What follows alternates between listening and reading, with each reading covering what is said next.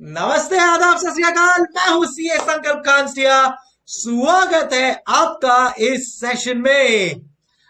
आज अपन स्टार्ट करने वाले हैं एक पूरा नया subject of CA CMA intermediate. And wow, क्या बात है! एक टोटली न्यू सब्जेक्ट है आपके लिए, इसलिए आप लोग हैं बहुत ही एक्साइटेड। मैं आप लोग नए लोगों से मिलने वाला हूं, उतना ही एक्साइटेड हूं मैं। तो सबसे पहले मैं अपना इंट्रोडक्शन दे देता हूं। मैं हूं सीए संकल्प कांस्टिया, नाम तो सुना होगा सेनोरिटा। मैं हूं CA Sankalp Kanstiya by qualification. I am a chartered accountant and a company secretary. Born and brought up in Mumbai, तो मेरा स्कूलिंग एंड कॉलेज भी मुंबई में ही हुआ। एनएम कॉलेज, नरसिंह मुंजी कॉलेज करके है मुंबई में। वहां पे मैंने अपना ग्रेजुएशन कंप्लीट किया। ग्रेजुएशन करने के बाद ऑब्वियसली ऑलमोस्ट वही टाइम तक मैंने मेरा सीएस भी कंप्लीट कर लिया था। तो बिफोर मेरा ग्रेजुएशन कंप्लीट हो तब तक मेरा कंपनी सेक्रेटरी कंप्लीट हो गया था इन फर्स्ट गो। देन उसी पैरेलल लेवल पे सीए फाइनल का एग्जाम था। So by the age of 21 and a half, I was also a chartered accountant. जी हाँ, कंप्लीट किया अपना सीए का कोर्स। टीचिंग का काफी पैशन था, बट घर वालों ने बोला भाई सीए सीएस कर लिया है, थोड़ा नौकरी शौकरी कर लो तो पर्सनालिटी डेवलप हो जाएगा और एक अच्छी तरह से टीचिंग कर पाएगा, स्टूडेंट्स के साथ एक अच्छा कनेक्ट होगा। बिकॉज जितना मैं प्रैक्टिकल लाइफ का एक्सपोजर लूंगा, that will be helpful when I am teaching. And बस एग्जैक्टली तभी मैंने डिसाइड किया जेपी मॉर्गन ज्वाइन करने का। तो काफी सारी कंपनीज में मैंने इंटरव्यूज दिए, but obviously JP Morgan world's best financial institution, वहां पे मैंने अप्रोक्सीमेटली 4 years काम किया। And then finally full time into teaching. It's been more than a decade जब मैं कॉस्टिंग पढ़ा रहा हूं। एक्सक्लूसिवली मेरा पूरा फोकस कॉस्टिंग के ऊपर ही है, and that's what I love to teach. And वो अब आपको पता चलेगा अपने आने वाली जो ये जर्नी है, जो अप्रोक्सीमेटली 2 to 3 months के लिए चलेगी। And it's going to be a super duper fun ride. ठीक है, तो बस वही है। सीए बने, 4 साल काम किया मैंने जेपी मॉर्गन में। तो उनका फाइनेंशियल डिवीजन था, एक asset management and financial due diligence.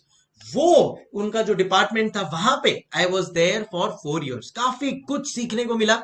और वो जो भी मैं चीजें सीखा हूं मैनेजमेंट अकाउंटिंग के बारे में, क्योंकि मैंने काम भी वैसा ही किया है, एग्जैक्टली वही अप्रोच रख के आप लोग को मैं डिलीवर करूंगा when I am teaching this subject. So are you ready? Then let's get started. So full excitement चाहिए मुझे, full जोश चाहिए। जो जोश मेरा इस फर्स्ट लेक्चर में है, मैं आपको गारंटी देता हूं एंड लास्ट लेक्चर तक रहेगा।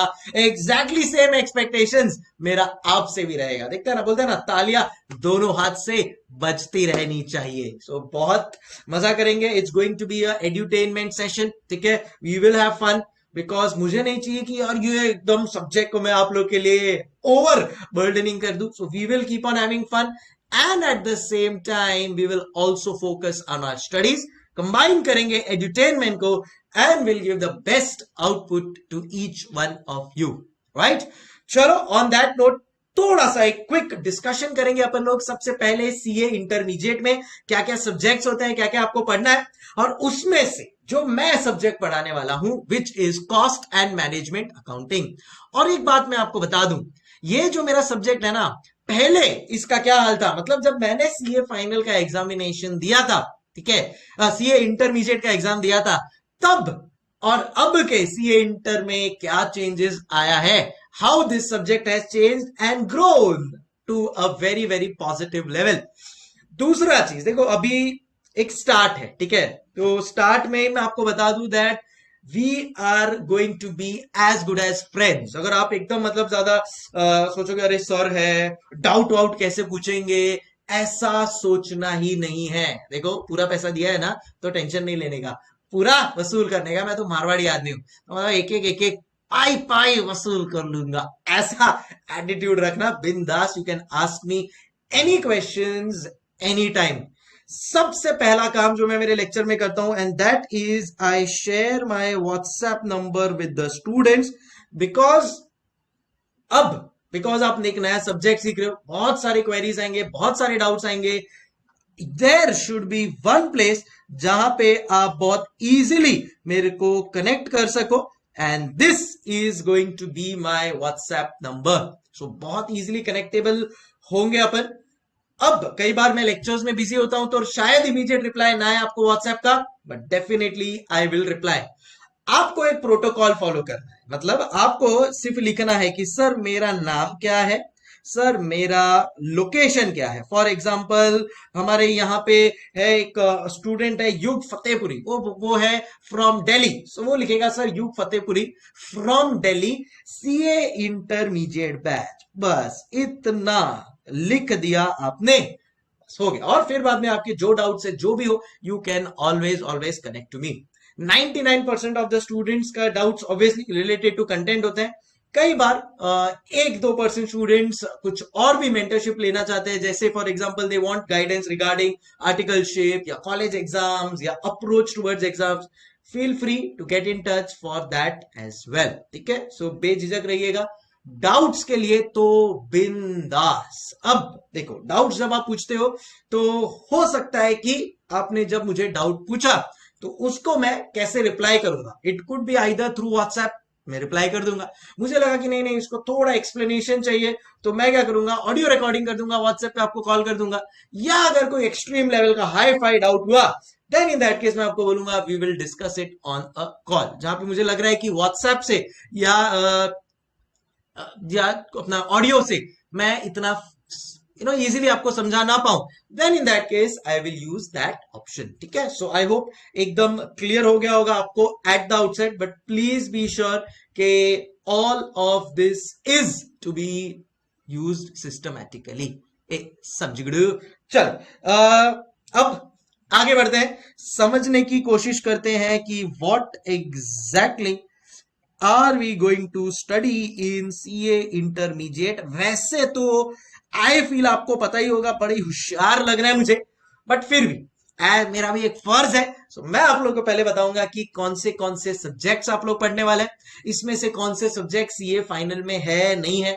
बिकॉज जैसे ही आप सुनोगे ना कि ये सीए फाइनल में भी है या सीए में फाइनल में भी है, तो आपके कान खड़े हो जाएंगे, आप बोलेंगे अरे सर अभी तो और ज्यादा फोकस कर रहा है, बिकॉज एंड रिजल्ट आपको पता है क्या, कि हमको सीए बनना है कि नहीं। So this CA intermediate is divided into 2 parts। और मैं क्या बोल रहा हूं भाई, कम्युनिकेट करते रहना, ठीक है ना। ऐसा नहीं होना चाहिए बस एक ही जगह से आवाज जा रही है, दूसरी जगह से आवाज आ नहीं रही है, तो मजा नहीं आएगा। मैंने स्टार्टिंग में क्या बोला, ताली दोनों हाथ से बजती रहनी चाहिए, राइट।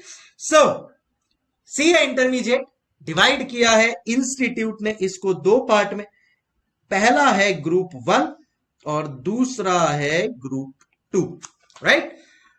अब ग्रुप 1 में देयर आर 4 सब्जेक्ट्स, ग्रुप 2 में देयर आर 4 सब्जेक्ट्स।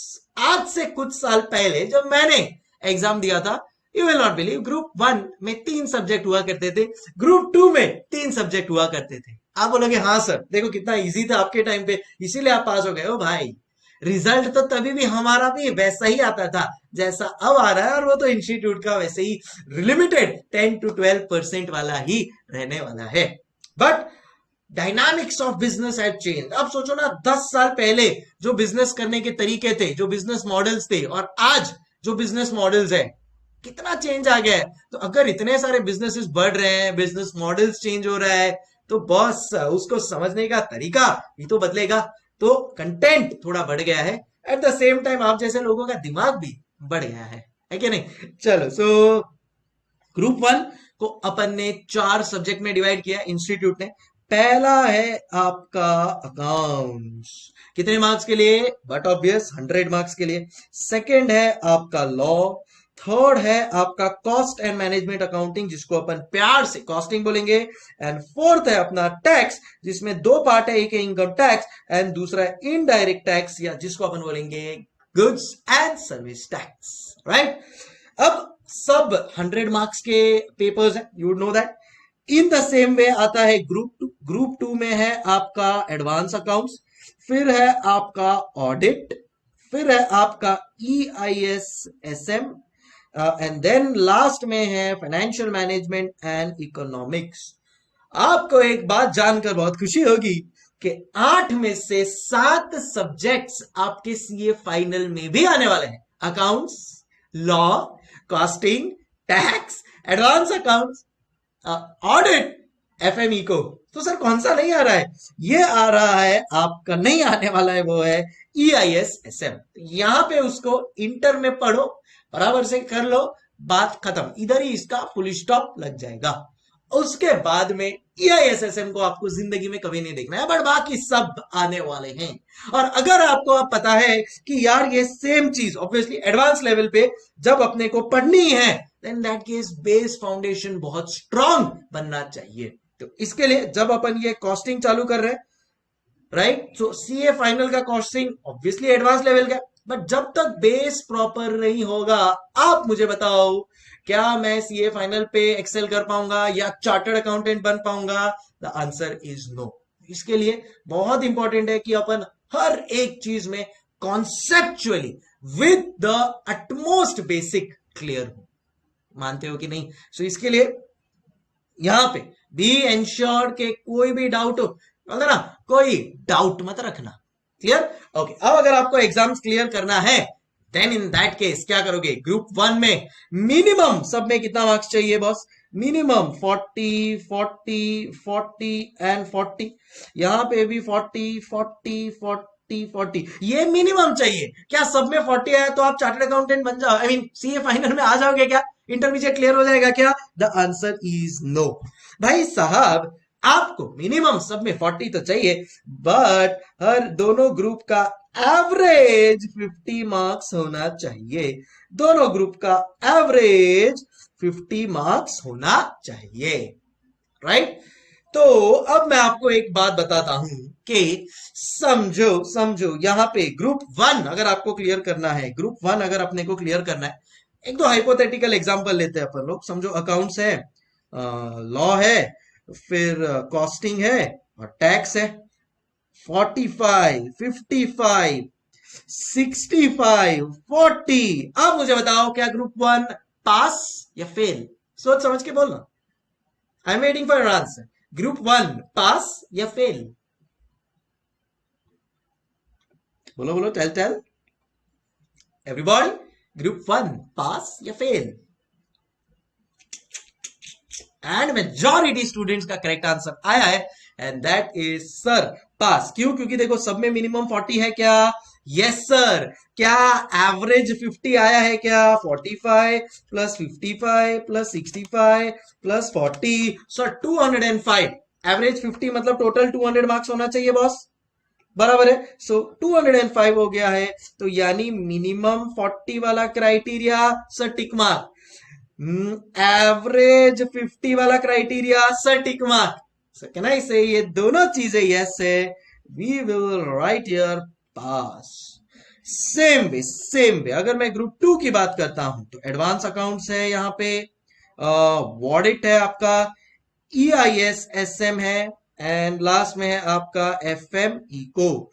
समझो यहां पे है 40, 40, 70, 85। अब मुझे बताओ क्या आप पास हो या नहीं? सर सेम चीजें देखनी है अपने को। क्या मिनिमम सब में 40 आया है क्या? Yes sir. क्या एवरेज 50 बना है क्या? Yes sir. तो टोटल कर लेते हैं इसका भी, 40 plus 40 plus 70 plus 85, sir it is 235। दोनों ग्रुप आपके क्या हो गए? पास हो गए। ठीक है, ये तो एकदम सिंपल एग्जांपल था। ठीक है, और एक एग्जांपल देता हूं which has been a fact for a lot of students, जो मैं आप लोग के साथ शेयर करने वाला हूं। मेरे कई स्टूडेंट्स के साथ भी हुआ है। I share it with you. Accounts, law, costing, and then there is tax. और आपका है ग्रुप 2 में, समझो आपने दोनों ग्रुप साथ में एग्जाम दिया, तो ये है आपका एडवांस अकाउंट्स, ये है आपका ऑडिट, देन आपका आता है EIS-SM, एंड देन आता है FME को। समझो आप लोग ने ये एग्जाम दिया, इधर आपका आया 45, 40, 42, 55, 50, 51, 40 and 95। अब आप मुझे बताओ पास है या नहीं। सबसे पहला चीज क्या है सर, मिनिमम 40 होना चाहिए क्या? एक 40, yes 40, 40 yes, 40 yes, 40 yes, 40 yes, 40 yes, 40 yes. क्या सब में 40 है? यस सर, वो वाला तो चीज है। क्या एवरेज, क्या एवरेज 50 है या नहीं? 45 प्लस 40 प्लस 95, सर डर लग रहा है, plus 42 plus 55 plus 50 plus 51 plus 40, 418। Sir pass. कैसा लग रहा है? मतलब एकदम ऐसा फील आ रहा होगा ना, सच्ची में एक रिजल्ट देखा और पास हो गया और ये हो गया 50, है कि नहीं? टोटल कितना आया पता है आपको? कितना चाहिए टोटल? 50 इंटू 8 सब्जेक्ट्स, तो एवरेज आपको 400 चाहिए। अपना यहाँ पे टोटल कितना आ रहा है? 418। एंड एक सब्जेक्ट आपके लिए गेम चेंजर निकला, and that was costing, costing, costing. क्या कहने की कोशिश कर रहा हूं, समझ रहे हो? कि अगर आपका प्लान है एक ग्रुप या दोनों ग्रुप देने का, there is going to be one game changer subject. अगर उसको बराबर से कर दिया ना, बाकी सब थोड़ा बहुत 19-20 भी हुआ चला लेंगे। मतलब आप सोचो ना, अकाउंट्स में आपको 40s में है, टैक्स में 40s में है, लॉ में 40s में, एफएम इकोस में 40s में, बाकी सब भी कुछ खास नहीं है, बट एक subject, and that subject is your and my favorite, and that is costing। अगर ये अपन ने अचीव कर लिया, दोनों ग्रुप का मैनेज कर लेगा, मैं आपको बता रहा हूं दोनों ग्रुप का। इसमें भी ये लो, मेरे को ये 55 नहीं चाहिए, इसमें भी खाली 55 आने दो, इसमें भी खाली 45 आने दो, इसमें भी खाली 45 आने दो, तो भी मेरा खाली कॉस्टिंग मुझे बचा लेगा।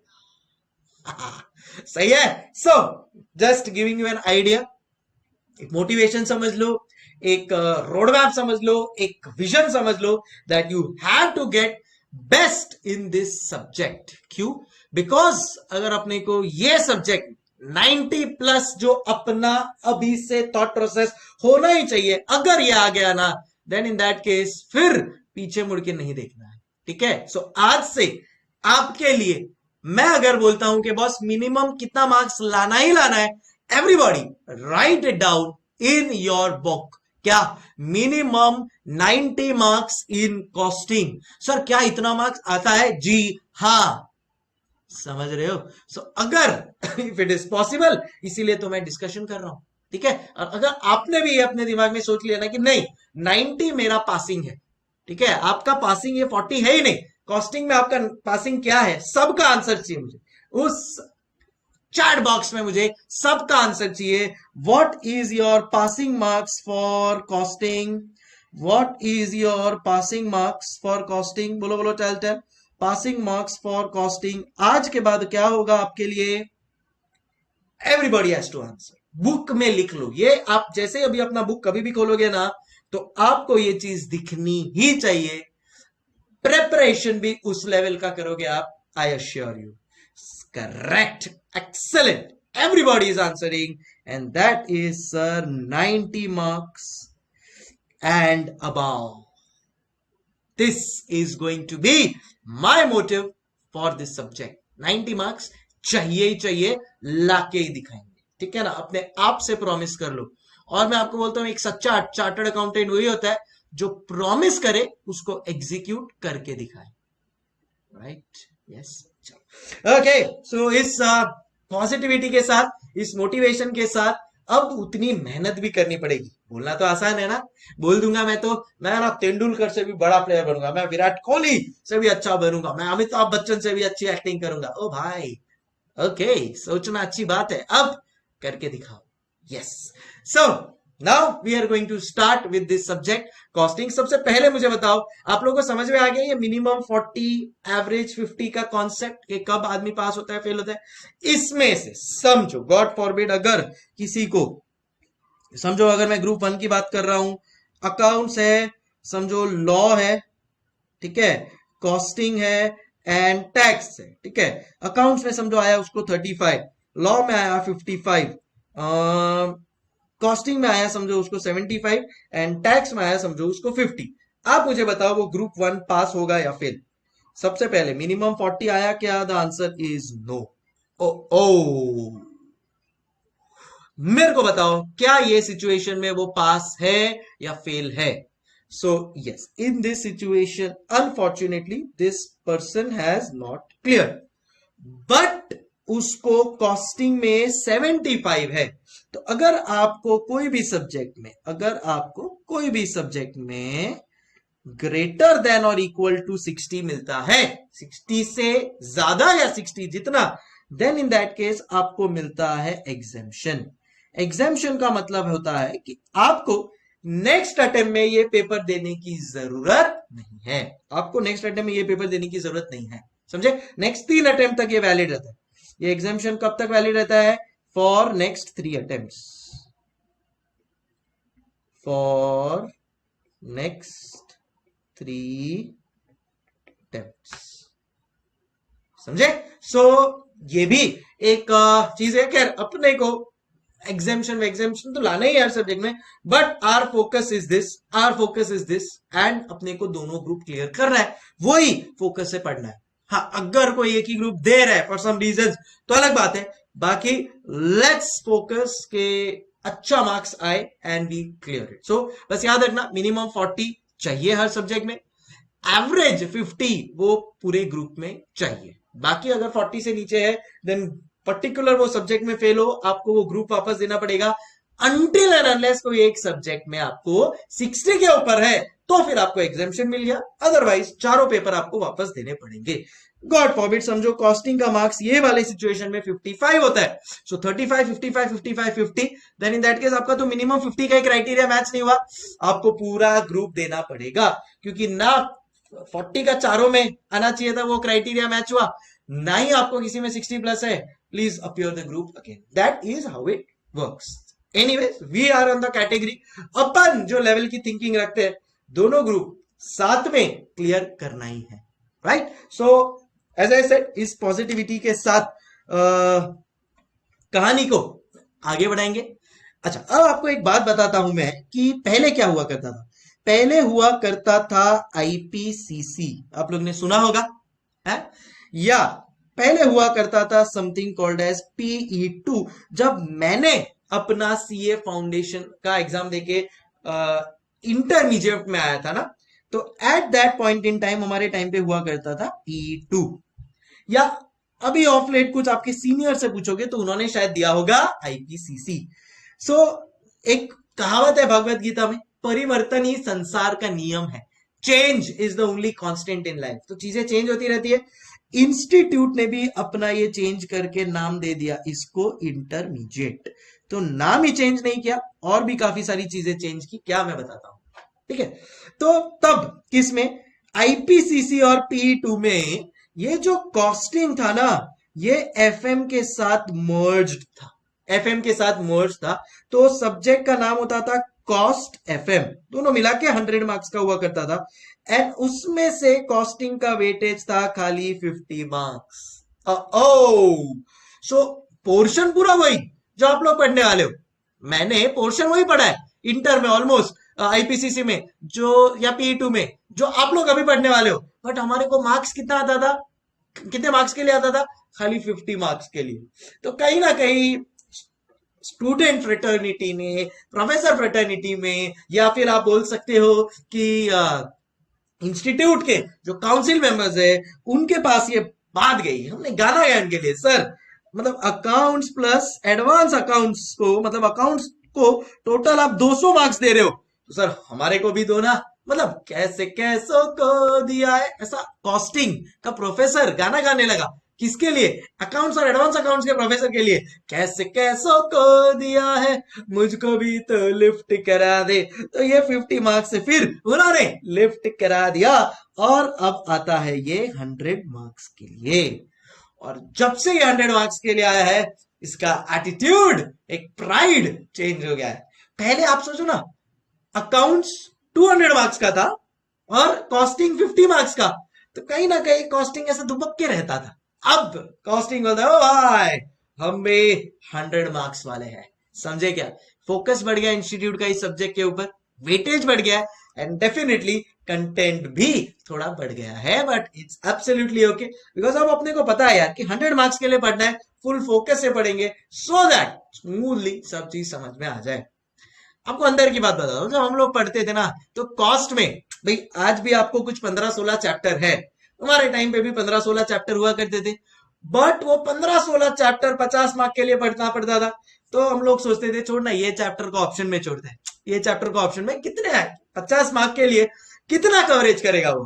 बट अब ऐसा नहीं है, अब 100 मार्क्स का हो गया तो every chapter is now important. क्या बोला? Every chapter is important.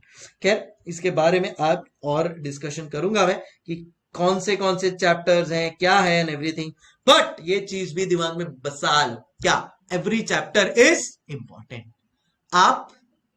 आपको मैं आज एक बहुत बड़ी जिम्मेवारी सौंपने जा रहा हूं, बहुत ही बड़ी जिम्मेदारी सौंपने जा रहा हूं। जी हाँ, किनकी पता है? 15 बच्चों की जिम्मेदारी सौंपने जा रहा हूं। सर अब तो इमोशनल हो गए। यस, आप बनेंगे उनके माँ बाप, आप। जी हाँ, so you are the parent और आपके 15 बच्चे हैं। सर सीधा इतना बड़ा पॉपुलेशन एक्सप्लोजन।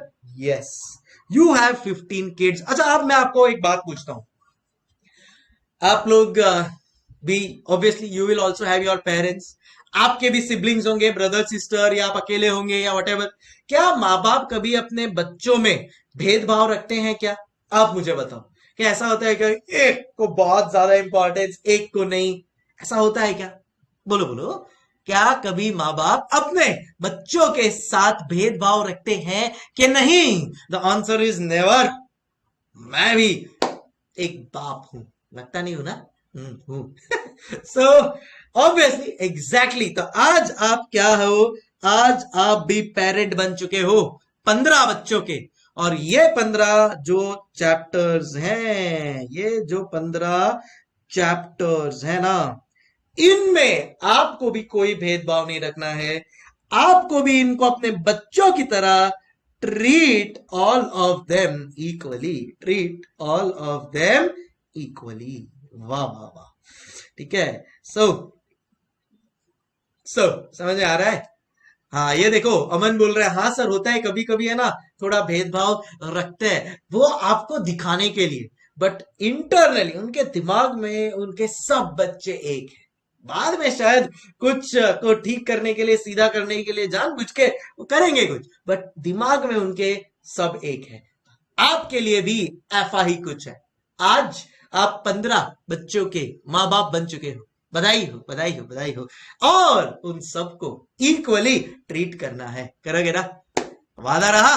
वादा रहा सर, वादा रहा। चलो, सो क्या है ये 15 चैप्टर? क्यों?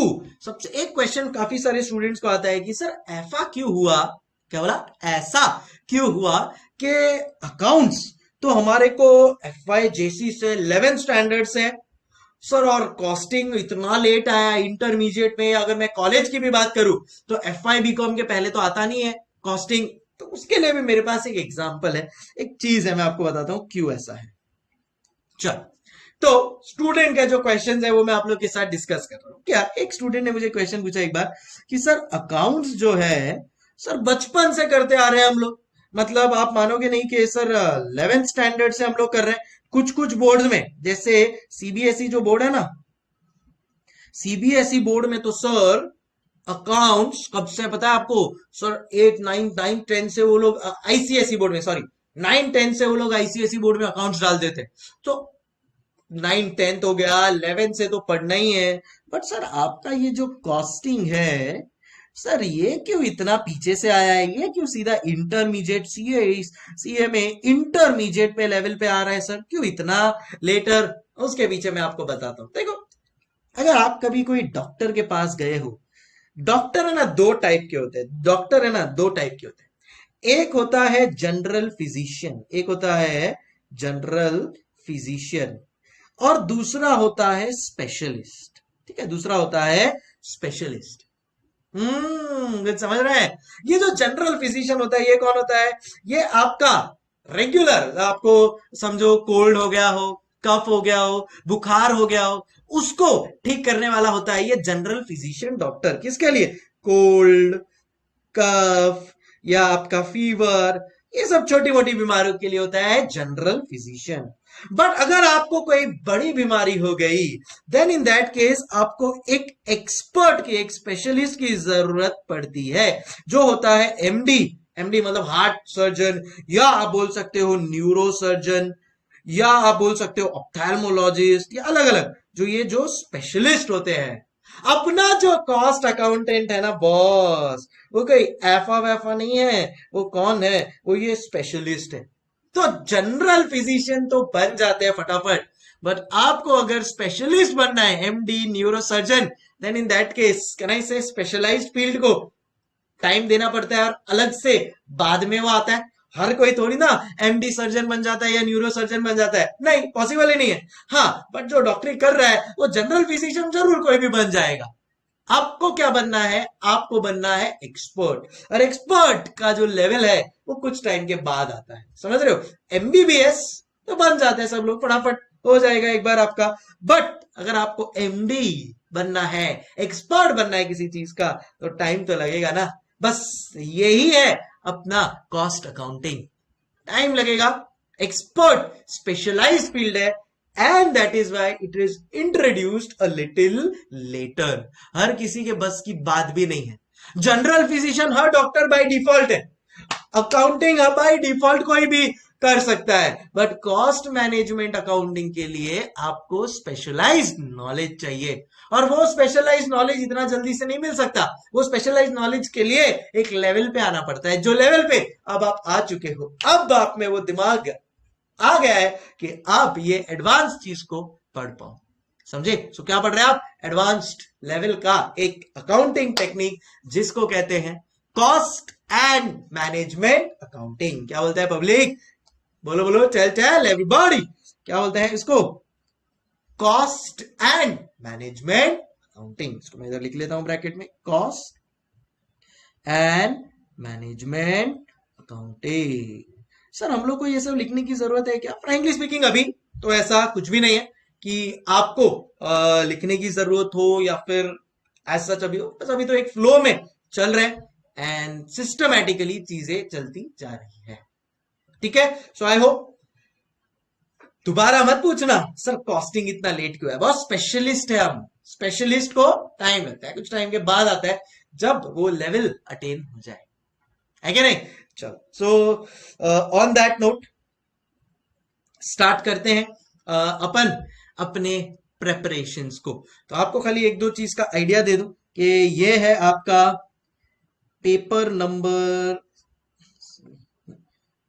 सीए इंटरमीडिएट, पेपर नंबर 3 है cost and management accounting.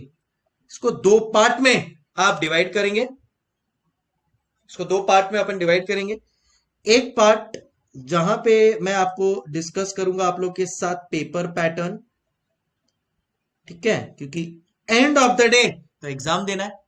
And दूसरे पार्ट में आपके साथ में डिस्कस करूंगा चैप्टर्स, दूसरे पार्ट में आपके साथ में डिस्कस करूंगा चैप्टर्स। तो बेसिक है, आज तो यही सब चीज में चलेगा, कल से चैप्टर स्पेसिफिक चीजें भी स्टार्ट हो जाएंगी, ठीक है? चलो, सबसे पहले अब अपने को डिस्कस करना है पेपर पैटर्न। अब क्या पेपर पैटर्न है ये? तो जैसा मैंने आपको बोला कि भाई ये टोटल 100 मार्क्स का पेपर है, एंड इंक्लूडिंग ऑप्शंस ये आता है अप्रोक्सीमेटली 125 मार्क्स के लिए। सर समझ में नहीं आया क्या है ये इंक्लूडिंग ऑप्शंस? आइए मैं आपको बताता हूं। सो अब पेपर पैटर्न समझने की कोशिश कर रहे हैं अपन, ठीक है? पेपर पैटर्न कुछ ऐसा है कि टोटल इसमें 6 क्वेश्चंस होते हैं। So total questions equal to question 1 to question 6। Question number 1 is going to be compulsory. Question number 1 क्या होने वाला है? कंपल्सरी क्वेश्चन, मतलब आपको अटेम्प्ट करना ही पड़ेगा 101%। तो क्वेश्चन नंबर 1 क्या होने वाला है सर? क्वेश्चन नंबर 1 होने वाला है कंपलसरी। सर कितने मार्क्स का होगा? ये होगा 20 मार्क्स का। एंड इसका सब डिवीजन कैसे होगा? Question 1A 1B 1C 1D 5 marks 5 marks 5 marks 5 marks fix. ये पैटर्न फिक्स है। सर कौन से चैप्टर से आएगा? वो तो खाली इंस्टीट्यूट को पता। अपने तो एक बात सीख ली ना आज कि अपने लिए तो क्या है, सबके सब चैप्टर्स अपने लिए क्या है? इक्वल। तो कोई भी चैप्टर से आने दो, सानू की फर्क पैंदा, अपने को क्या फर्क पड़ता है? अपने लिए तो सब क्या है? करेक्ट, इक्वल है ना। तो अपने को कोई भी चैप्टर में से आए कोई प्रॉब्लम नहीं। So question 1ABCD 5 marks 5 marks 5 marks 5 marks. अब तक जो इसका पैटर्न देखा गया है कि ये सब के सब जो क्वेश्चन होते हैं वो प्रैक्टिकल ओरिएंटेड क्वेश्चंस होते हैं। सो आपके प्रैक्टिकल क्वेश्चंस होंगे ये, ठीक है। प्रैक्टिकल क्वेश्चंस मतलब बेसिकली सम्स। Alright, okay. उसके बाद सो क्वेश्चन 1ABCD हो गया आपका। फिर आते हैं क्वेश्चन नंबर 2 के ऊपर। सो अब आता है question number 2 to question number 5। इनका पैटर्न समझने की कोशिश करो। क्वेश्चन नंबर 2 3 4 5 ये होते हैं मेजरली। देखो क्वेश्चन नंबर 2 यूजुअली होगा 10 + 10 10 + 10। क्वेश्चन नंबर 4 में अब आजकल देखा गया है, अब ये 4 जरूरी नहीं है, 4 की जगह 2 पे भी आ सकता है, 5 पे भी आ सकता है, इज अ 10 + 5 + 5 एंड फिर ये आता है 10 + 10। तो again I am telling you, हो सकता है ये पैटर्न, ये 4 वाला जैसा ना 10 + 5 + 5 क्वेश्चन नंबर 2 में भी आ जाए, क्वेश्चन नंबर 5 में भी आए, किसी में भी हो सकता है, बट मेजरली ऐसा होता है क्या? 10 मार्क्स + 10 मार्क्स के 2 क्वेश्चन, 10 मार्क्स + 10 मार्क्स के 2 क्वेश्चन, 10 + 5 + 5 एंड 10 + 10। मेजरली देखा गया है, मेजरली प्रैक्टिकल क्वेश्चंस ही होते हैं इसमें। बट इंस्टीट्यूट ने एक अटेम्प्ट में यहां पे कहानी में ट्विस्ट डाल दिया, ठीक है। उन्होंने क्या किया, क्वेश्चन नंबर 4 का ये जो 5 मार्क्स था ना, ठीक है, यहां पे इन्होंने डाल दिया थ्योरी। ओ अब तक क्या लग रहा था? 5 मार्क्स का ही है, मतलब सब प्रैक्टिकल क्वेश्चंस ही है। बट इंस्टीट्यूट ने एक नवंबर 20 अटेम्प्ट में पैटर्न थोड़ा चेंज कर दिया, पैटर्न चेंज कर दिया मतलब थ्योरी डाल दी। ओह, तो अब स्टूडेंट को लगा कि अरे ये कैसे पैटर्न चेंज हो गया, मतलब इंस्टीट्यूट है वो कुछ भी कर सकता है, अपने को सबके लिए प्रिपेयर्ड रहना है। सो दिस, ये जो 5 मार्क्स है या ये आप जिसको बोल रहे हो 5 + 5 है, this can be either theory और इट कैन बी प्रैक्टिकल, ठीक है। सो वो भी मैं आपको बता दूं। एंड ये सब के सब 20 मार्क्स के ही क्वेश्चंस होंगे, वो तो अभी आपको पता ही चल गया होगा, क्लियर। एंड फिर आता है क्वेश्चन नंबर 6। अब क्वेश्चन नंबर 6 जो है ना, इसमें 5 पार्ट होते हैं, ABCDE एंड आपको 5 मार्क्स का हर एक क्वेश्चन होता है, इनटू एनी 4 अटेम्प्ट करने होते हैं। तो 5 × 4 कितना हो गया बेटा? 20 मार्क्स का क्वेश्चन नंबर 6।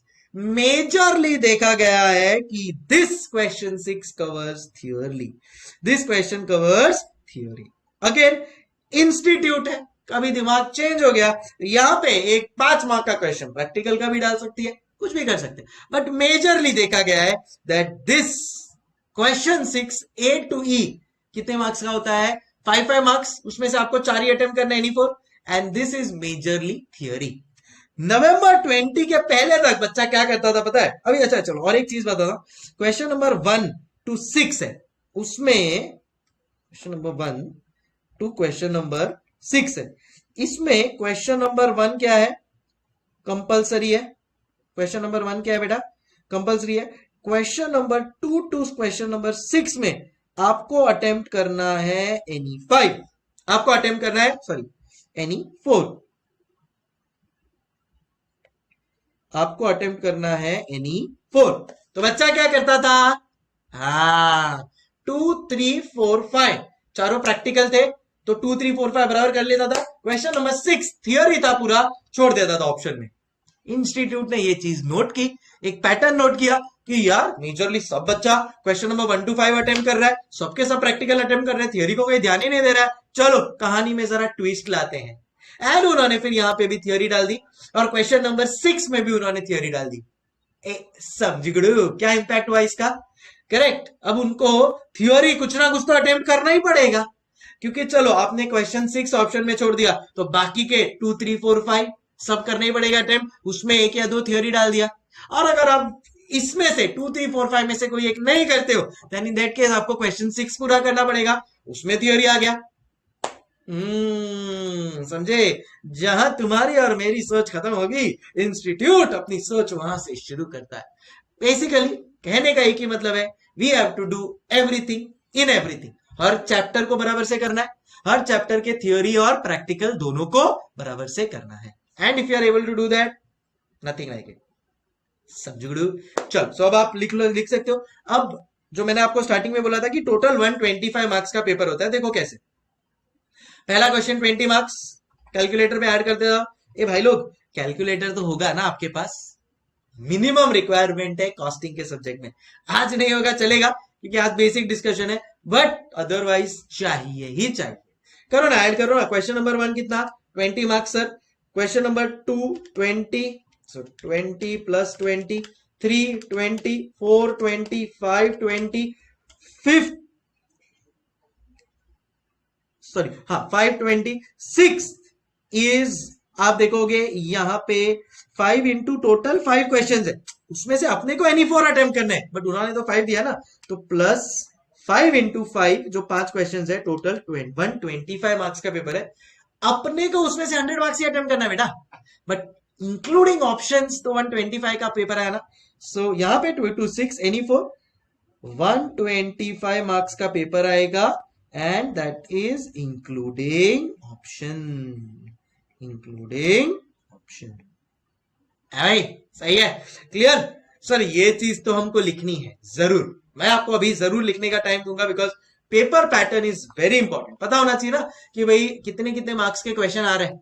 तो 5 मार्क्स के क्वेश्चन आ रहे हैं रेपिटेटिव बेसिस पे, क्योंकि ये फर्स्ट क्वेश्चन तो पूरा 5 मार्क्स का होगा। बीच में एक दो क्वेश्चन है जहां पे वो लोग 5 मार्क्स का एक्सपेरिमेंट कर लेते हैं, बाकी है 10 मार्क्स के क्वेश्चन। इस हिसाब से फिलहाल पेपर पैटर्न है।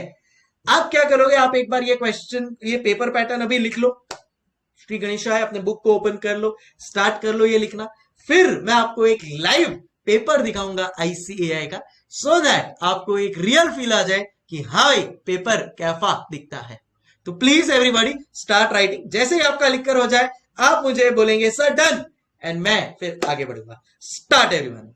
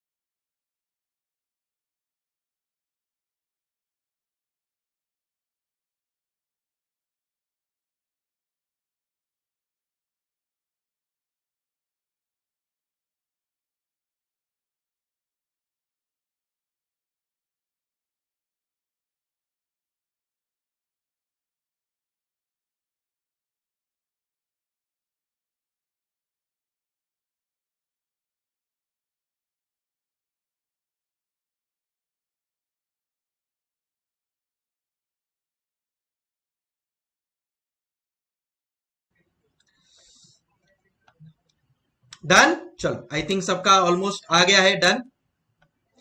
Okay let's start, let's continue.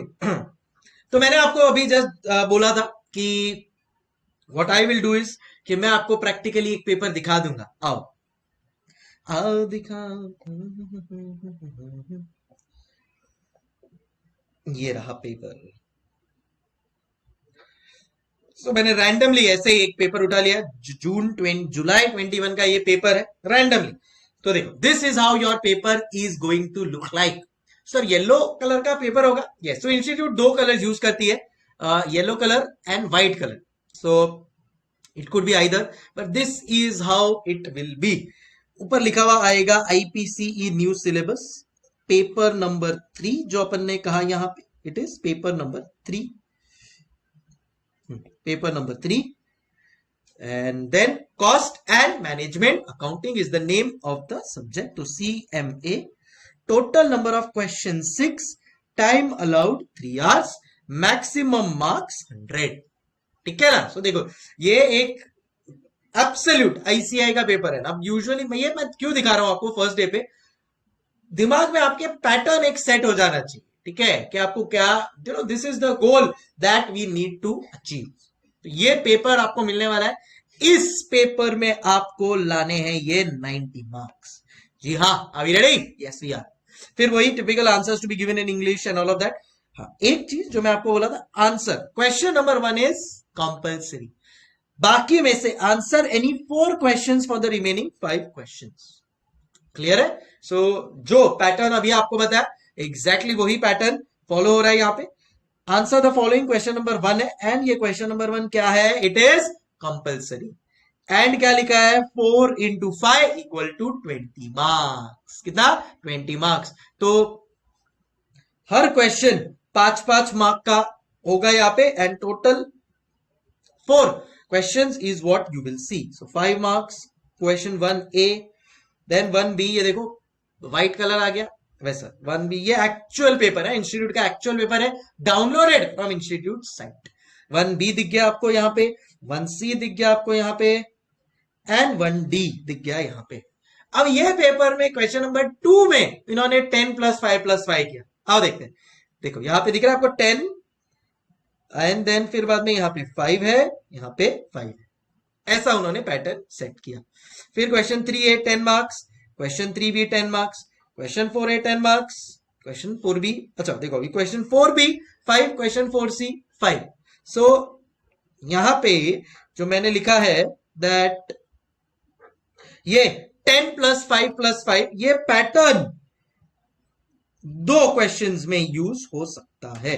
Again not necessary, institute को चाहिए तो सब में 10 + 10 रखेगा, चाहिए तो सब में 10 + 5 + 5 भी रख सकता है। इट कैन बी एनीथिंग, अपने को हर तरह से प्रिपेयर रहे। बेसिकली ये खाली एक इलस्ट्रेटिव लिस्ट है कि ऐसा कुछ आ सकता है वैसा, ठीक है।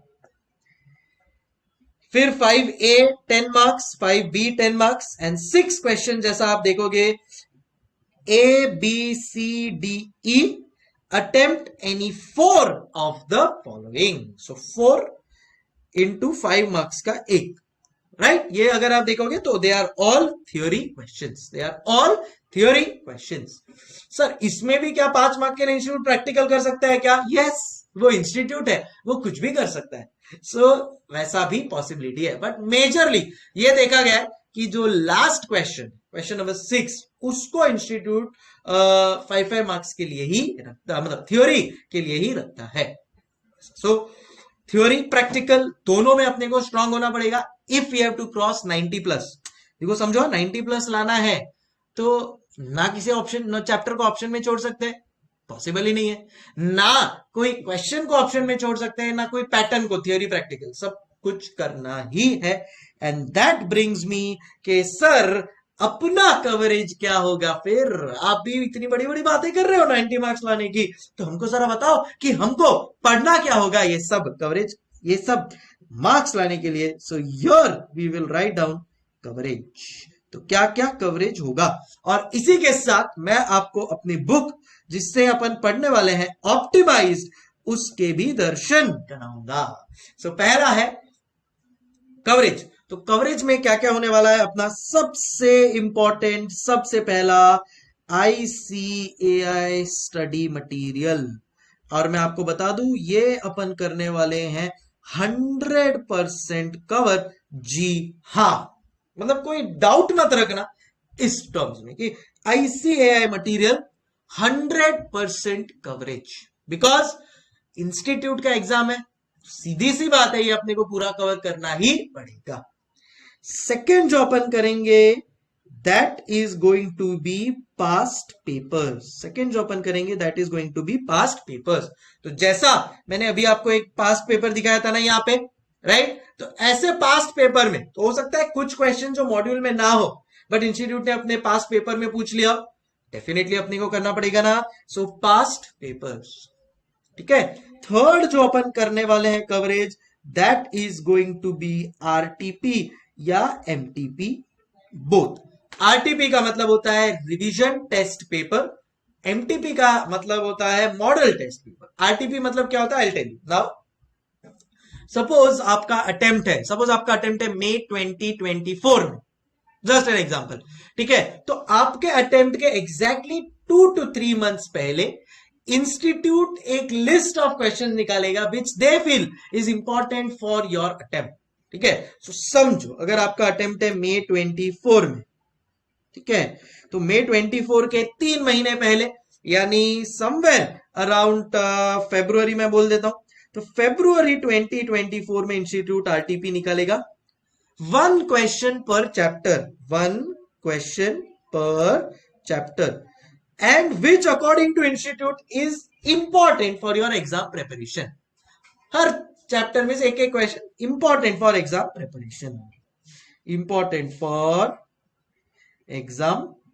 प्रिपरेशन, है समझो गुरु। सो this is how it works. तो आपको अब इच्छा हो रही होगी सर दिखाओ ना कैसा होता है, आओ दिखाता हूं कैसा होता है। ये रहा, सॉरी, इंस्टीट्यूट के वेबसाइट पे डेफिनेटली आपको सब मिल जाएगा। एंड हियर इट इज, ये रहा।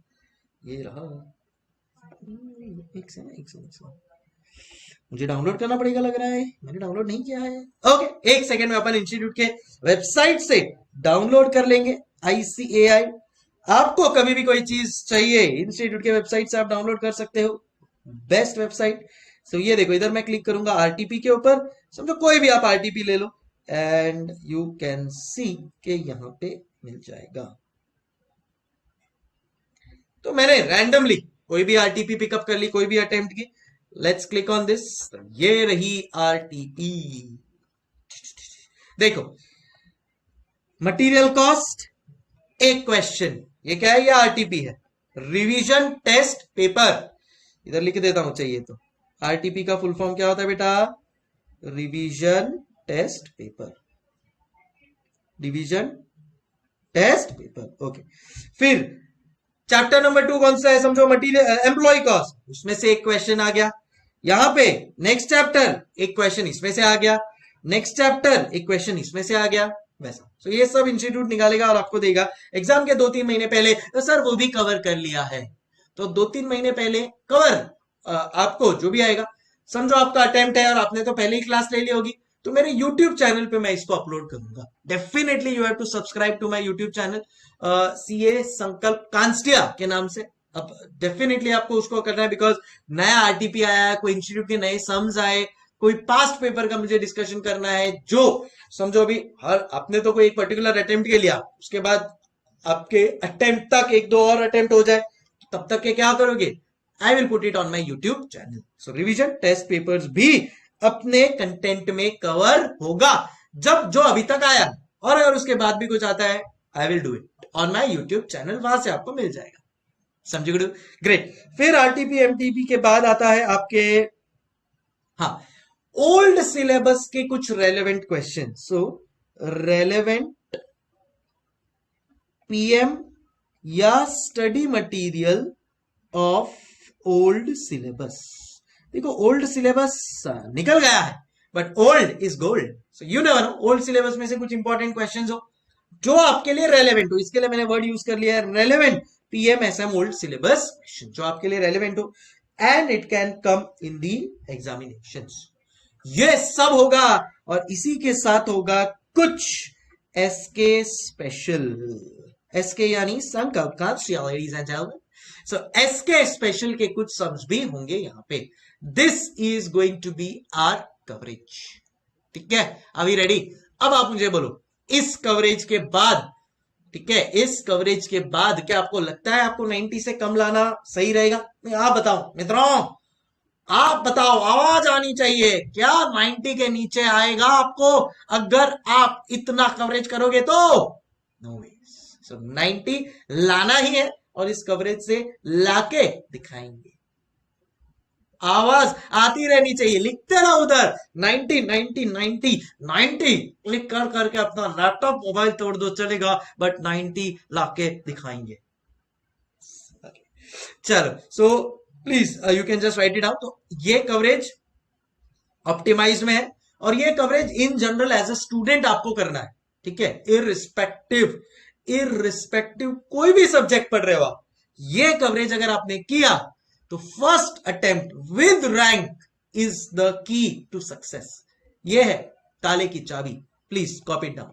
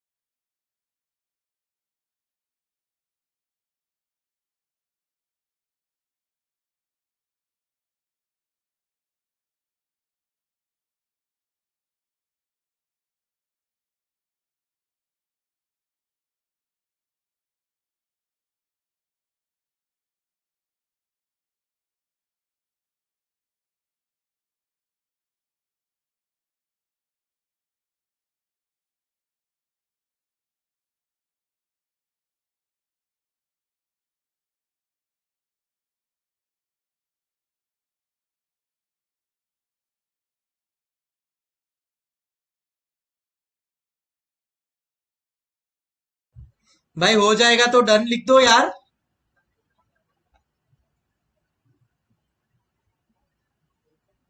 तरुवर इज डन।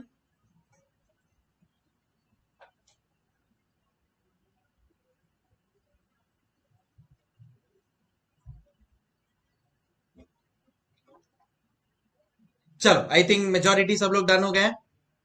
Done, great. अच्छा, अब आते हैं अपनी बुक के ऊपर। सो कवरेज ये करना है। कवरेज करेंगे कहां से सर? कवरेज करेंगे बुक में से, एंड ये रही आपके बुक का एक chapter. Now how is this whole book designed, ये पता होना चाहिए, है कि नहीं? सो बोलते हैं ना, मूवी देखने के पहले मूवी का ट्रेलर देख लेते हैं। आ जाओ।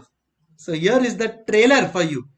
एक मैंने कोई भी चैप्टर लिया है, चैप्टर को स्टार्ट करने के पहले कोई ना कोई बड़े हस्ती का आपको यहां पे कोटेशन दिखेगा, which will inspire you, motivate you to dream big and do big. क्या बोला?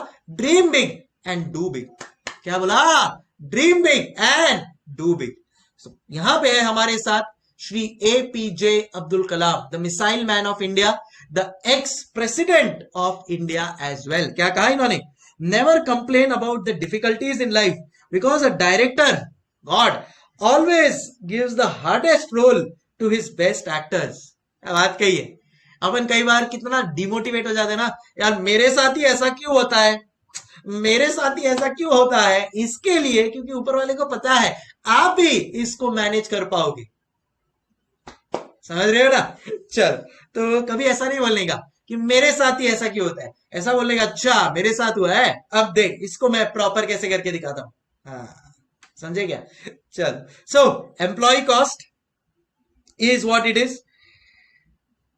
पहले क्या दिख रहा है आपको यहाँ पे? ICAI past exam. बॉस पता होना चाहिए ना कौन से चैप्टर से कितने मार्क्स का आया है।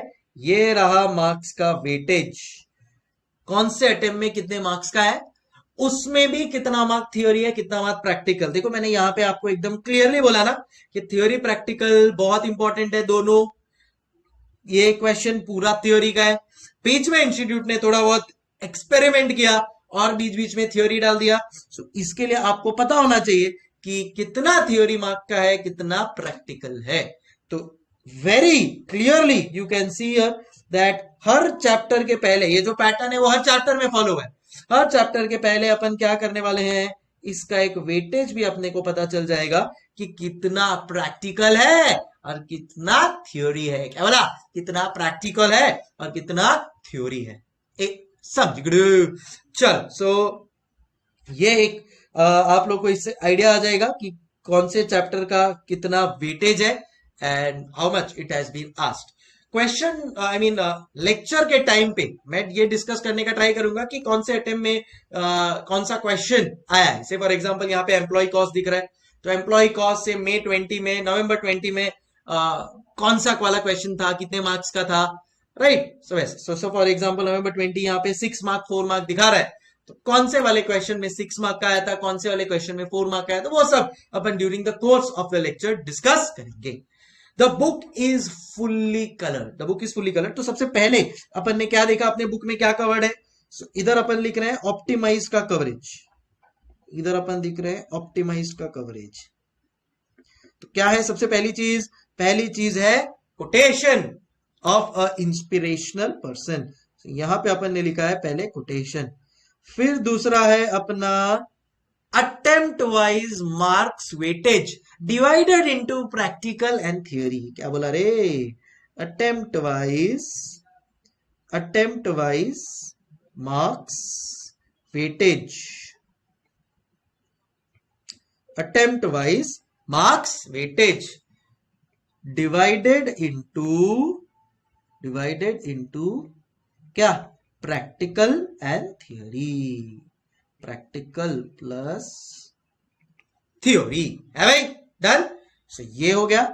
ओके, अब आ रहा है नेक्स्ट स्टडी मेंटोर। ये है आपका फ्रेंड, फिलोसोफर एंड गाइड। तो इसको कैसे यूज करना है अब मैं आपको बताता हूं। थर्ड पार्ट अपन लिखेंगे इज योर स्टडी मेंटोर। कहीं नहीं मिलेगा आपको, ये कहीं नहीं मिलेगा। Study mentor is exclusively for optimize students. अब देखो क्या होता है, कई बार के इतना आपको भी आइडिया होगा, फाउंडेशन तक पास करके इधर आए हो या अगर आप डायरेक्ट एंट्री हो तो आपने टीवाई बीकॉम तक क्लियर हो गया होगा कि हर सब्जेक्ट में बहुत सारे टॉपिक्स होते हैं और वो टॉपिक्स में बहुत सारे सब टॉपिक्स होते हैं। जैसे अगर मैं कॉस्टिंग की बात करूं तो यहाँ पे एम्प्लॉय कॉस्ट एक टॉपिक है जो अभी अपन पढ़ने वाले हैं। फॉर एग्जाम्पल एम्प्लॉय कॉस्ट से स्टार्ट नहीं कर रहा हूँ सर, खाली ये भी मैंने यहाँ पे एम्प्लॉय कॉस्ट का ये बुक का एग्जाम बुक में ओपन किया है, तो समझो एम्प्लॉय कॉस्ट टॉपिक हो गया। कॉस्टिंग सब्जेक्ट का टॉपिक एम्प्लॉय कॉस्ट। अब ये एम्प्लॉय कॉस्ट के अंदर तो बतेरे एज इन बहुत सारे सब टॉपिक्स होते हैं। तो जब सर पढ़ा रहे होते हैं ना, तब तो अपने को समझ में आ जाता है कि हाँ भाई चलो ये चीज पढ़ाई ये समझ में आ गया। बट जब अपन रिवाइज कर रहे होते हैं तब तो याद रहेगा ही नहीं, क्योंकि जब रिवाइज कर रहे हो तब खाली एक सब्जेक्ट का एक टॉपिक नहीं, तब तो 8 सब्जेक्ट के इतने सारे 10 20 100 200 टॉपिक्स, उस सब के 100 200 सब टॉपिक्स कहां से याद रहेगा इस नन्हे मुन्ने दिमाग को। तो मैंने क्या किया है, हर टॉपिक के बाद स्टडी मेंटर डाल दिया है which is speaking of your सब टॉपिक्स। तो यहां पे जब आप अपना स्टडीज स्टार्ट करोगे तो एक जगह पे आपके पास सब टॉपिक्स भी क्लियर हो जाएगा, आपके पास रेडी हो जाएगा।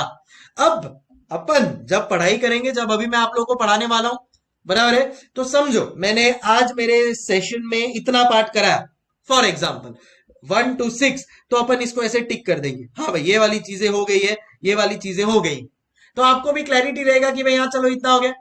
फिर आप रिवाइज करोगे इसको। जब आप रिवाइज करोगे इसको तो आप क्या करोगे, एक दूसरे कलर के पेन से समझो आपने आज इतना पढ़ा लिया, तो आप इसको टिक कर दोगे, तो आपको भी पता चल जाएगा कौन सा टॉपिक सब टॉपिक आपका कितनी बार रिवाइज हो चुका है। और यहाँ पे मैंने मोटिवेशन के लिए आपको बता दिया है कि अगर आपको रैंक लाना है देन इन दैट केस पहली बार जब आप पढ़ोगे तब आप एज गुड एज रीड कर रहे हो, दूसरी बार में आप अंडरस्टैंड करोगे, थर्ड टाइम में रिवाइज करोगे, फोर्थ टाइम में स्ट्रेंथन करोगे और फिफ्थ में आप एक्सपर्ट बन जाओगे। और मैं एक एक मेरे बच्चे को एक्सपर्ट बनता हुआ देखना चाहता हूं इस सब्जेक्ट में। जी हाँ, क्या बनना चाहता हूं, क्या देखना चाहता हूं आपको? Expert in cost and management accounting, expert, उससे नीचे कुछ भी नहीं। तो उसके लिए बनाया है ये क्या, स्टडी मेंटोर, आपका फ्रेंड फिलोसोफर एंड गाइड। ये study mentor friend philosopher and guide क्या करेगा, जब भी आपका पढ़ के हो रहा है तो आप इसको टिक मारते जाओगे। अब समझो आप जब थर्ड रिवीजन करने वाले हो, तो थर्ड रिवीजन के टाइम पे समझो हो गया आपका, तो आपने टिक मार दिया, तो आपको पता रहेगा कि क्या क्या मेरे सब टॉपिक्स है और सब टॉपिक्स में मेरा कितना हो गया है, कितना बाकी है, एंड किसके ऊपर फोकस करना है। अब समझो एग्जाम टाइम की बात आ गई, एग्जाम टाइम पे क्या ये सब कर पाओगे? क्या नहीं सर, पॉसिबल नहीं है। तो एग्जाम टाइम के लिए आप क्या करोगे, इंपॉर्टेंट जो भी है उसको ऐसे हाईलाइट कर दोगे, इंपॉर्टेंट जो भी है उसको हाईलाइट कर दोगे। तो समझो आपने यहाँ पे हाईलाइट किया इन दो चीज को, तो आपको पता है कि एग्जाम पे ये दो चीज के ऊपर फोकस करके इसको कंप्लीट करना है। तो आप सीरियल नंबर 5 के ऊपर जाओगे, एग्जाम आते ही, एग्जाम कब आएगा आपका, लॉ के बाद आएगा, मतलब 1.5 डेज ही पढ़ा है आपके पास। अब 1.5 डेज में पूरा कॉस्टिंग सब तो नहीं हो पाएगा, बट जो इंपॉर्टेंट है वो मैं कर लूं तो एग्जाम आराम से दे पाऊंगा। इंपॉर्टेंट क्या क्या है वो मैंने यहाँ पे पहले ही मार्क कर दिया। तो अब इधर मैं आऊंगा, अच्छा time keeping and time booking important है, पेज 10 पे गया, 11 पे गया, पढ़ लिया, हो गया। नेक्स्ट नेक्स्ट नेक्स्ट, अच्छा question number 1, collection of effect, calculation of effective early wage rate important है, चैप्टर पेज नंबर 18 पे गया, पढ़ लिया, हो गया। ऐसे ही समझो मैंने और भी कुछ मार्क किया होगा, समझो मैंने ये मार्क किया है, समझो ये मार्क किया है। अच्छा प्रीमियम बोनस मेथड मेरे को करना है, Halsey Rowan system, page 23 to 25 पे गया, हो गया। Sir question 12, sir page 45 to 48 labour turnover with different class of employees करना है, ओके गया, हो गया। समझे? सो ये सिस्टमैटिकली देखो, इतना जब सब्जेक्ट्स, टॉपिक्स, सब टॉपिक्स, कॉन्सेप्ट्स, सम्स, एग्जांपल्स सर पे आ जाता है ना, तब it becomes difficult to make things systematic. And वो एक स्टूडेंट के कंसर्न को मैं समझ लिया है और यहां पे डायरेक्टली वो चीज मैंने आपको प्रेजेंट कर दी है, सो दैट आपका लाइफ एकदम स्मूथ हो जाए, सिस्टमैटिक हो जाए। तब भी ला पाओगे ना। कोई भी सब्जेक्ट में आपको लगता है 90 मार्क्स लाना इतना इजी है, हलवा है? नहीं, पहले से ही सिस्टमैटिक और प्लानिंग करना पड़ेगा आपको। तो मैं तो प्लान कर चुका हूं मेरे दिमाग में कि आपको उतना मैं वो थ्रेशोल्ड क्रॉस करवा के ही रहूंगा, बट उसके लिए मैं ये प्लानिंग भी, सिस्टम भी आप लोग के साथ सेट करना चाहता हूं। तो जब आप, अभी क्या होगा, मैंने आपको कोई टॉपिक पढ़ा दिया, वापस से घर पे आपको खुद से रिवाइज करना पड़ेगा। जैसे ही वो आपका रिवाइज हो गया, आप एक टिक मार्क कर देंगे। वापस से जब कभी बाद में रिवाइज करने का मन किया, आप टिक मार्क कर देंगे। समझो आपको कोई डाउट आया, समझो यहाँ पे आपको कोई क्वेश्चन में डाउट है, समझो क्वेश्चन नंबर 14 में आपको डाउट आया, तो आप इधर लिख सकते हो डाउट, और आप लिख सकते हो एसके। आप क्या करोगे, डाउट एसके, मतलब संकल्प सर को डाउट पूछना है, आप अपने पेंसिल से लिख दोगे। जैसे ही संकल्प सर इसका रिप्लाई कर देंगे, आप इसको रब कर दोगे, आप इसको रब कर दोगे, हो गया आपका डाउट क्लियर, और फिर इधर आप टिक कर दोगे। समझो आपने सोचा है कि मैं कल क्वेश्चन नंबर 24 से लेकर क्वेश्चन नंबर 31 करने वाला हूं। समझो आपने सोचा है आप क्वेश्चन नंबर 24 से क्वेश्चन नंबर 31 करने वाला हूं। कभी मैंने सोचा है कल से 1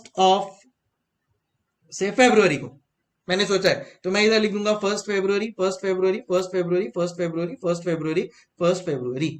अब मेरे लिए ये टारगेट है कि बस 1 फरवरी को ये करना है। जैसे जैसे मेरा टारगेट खत्म होते जाएगा, मैं इधर इसको रब करूंगा, टिक कर दूंगा। अब ये 1 फरवरी मेरे दिमाग में मंडरा रहा है, मुझे करना ही है, मुझे करना ही है। अच्छा हो गया, चलो टिक मार्क किया। जब तक ये डेट लिखा हुआ रहेगा ना, मेरे back of the mind tension रहेगा कि मेरे को ये करना है, and automatically we will do it, we will do it, और ये टिक करने का मोटिवेशन रहेगा। मैं आपको बता रहा हूं, ये सिस्टम जो काम करता है ना स्टूडेंट के लिए, I have received numerous positive responses for this, and यही लोग हैं जो इसको प्रॉपरली यूटिलाइज करते हैं, आगे जाके 90+ और रैंक लेकर आते हैं। आई एम श्योर आप भी उनमें से एक बनने वाले हो बहुत जल्द, बट फॉलो करना पड़ेगा, है ना। ऐसे ही ऊपर नहीं पहुंचते हो टॉप लेवल पे, मेहनत करनी पड़ेगी, but I am sure you will do it. System मैंने रेडी कर दिया है, प्रोसेस रेडी कर दिया है, पढ़ाऊंगा मैं मेरा दिलो जान से, बट सेल्फ मेहनत तो करनी पड़ेगी ना। ये टिक मार्क तो करने आपके घर पे नहीं आऊंगा, या ये जो इधर ब्लू में मैंने इंपॉर्टेंट मार्क किया है जो एग्जाम में पढ़ना है वो तो आपको ही करना पड़ेगा, है ना। बट याद रखना 5 बार पढ़ना है, फर्स्ट अटेम्प्ट पास के लिए 3 बार, स्ट्रेंथन के लिए रैंक 11 to 50 लाने के लिए 4, और रैंक 1 to 10 लाने के लिए एक्सपर्टीज 5 है भाई, सही है। चल great, thank you so much देव।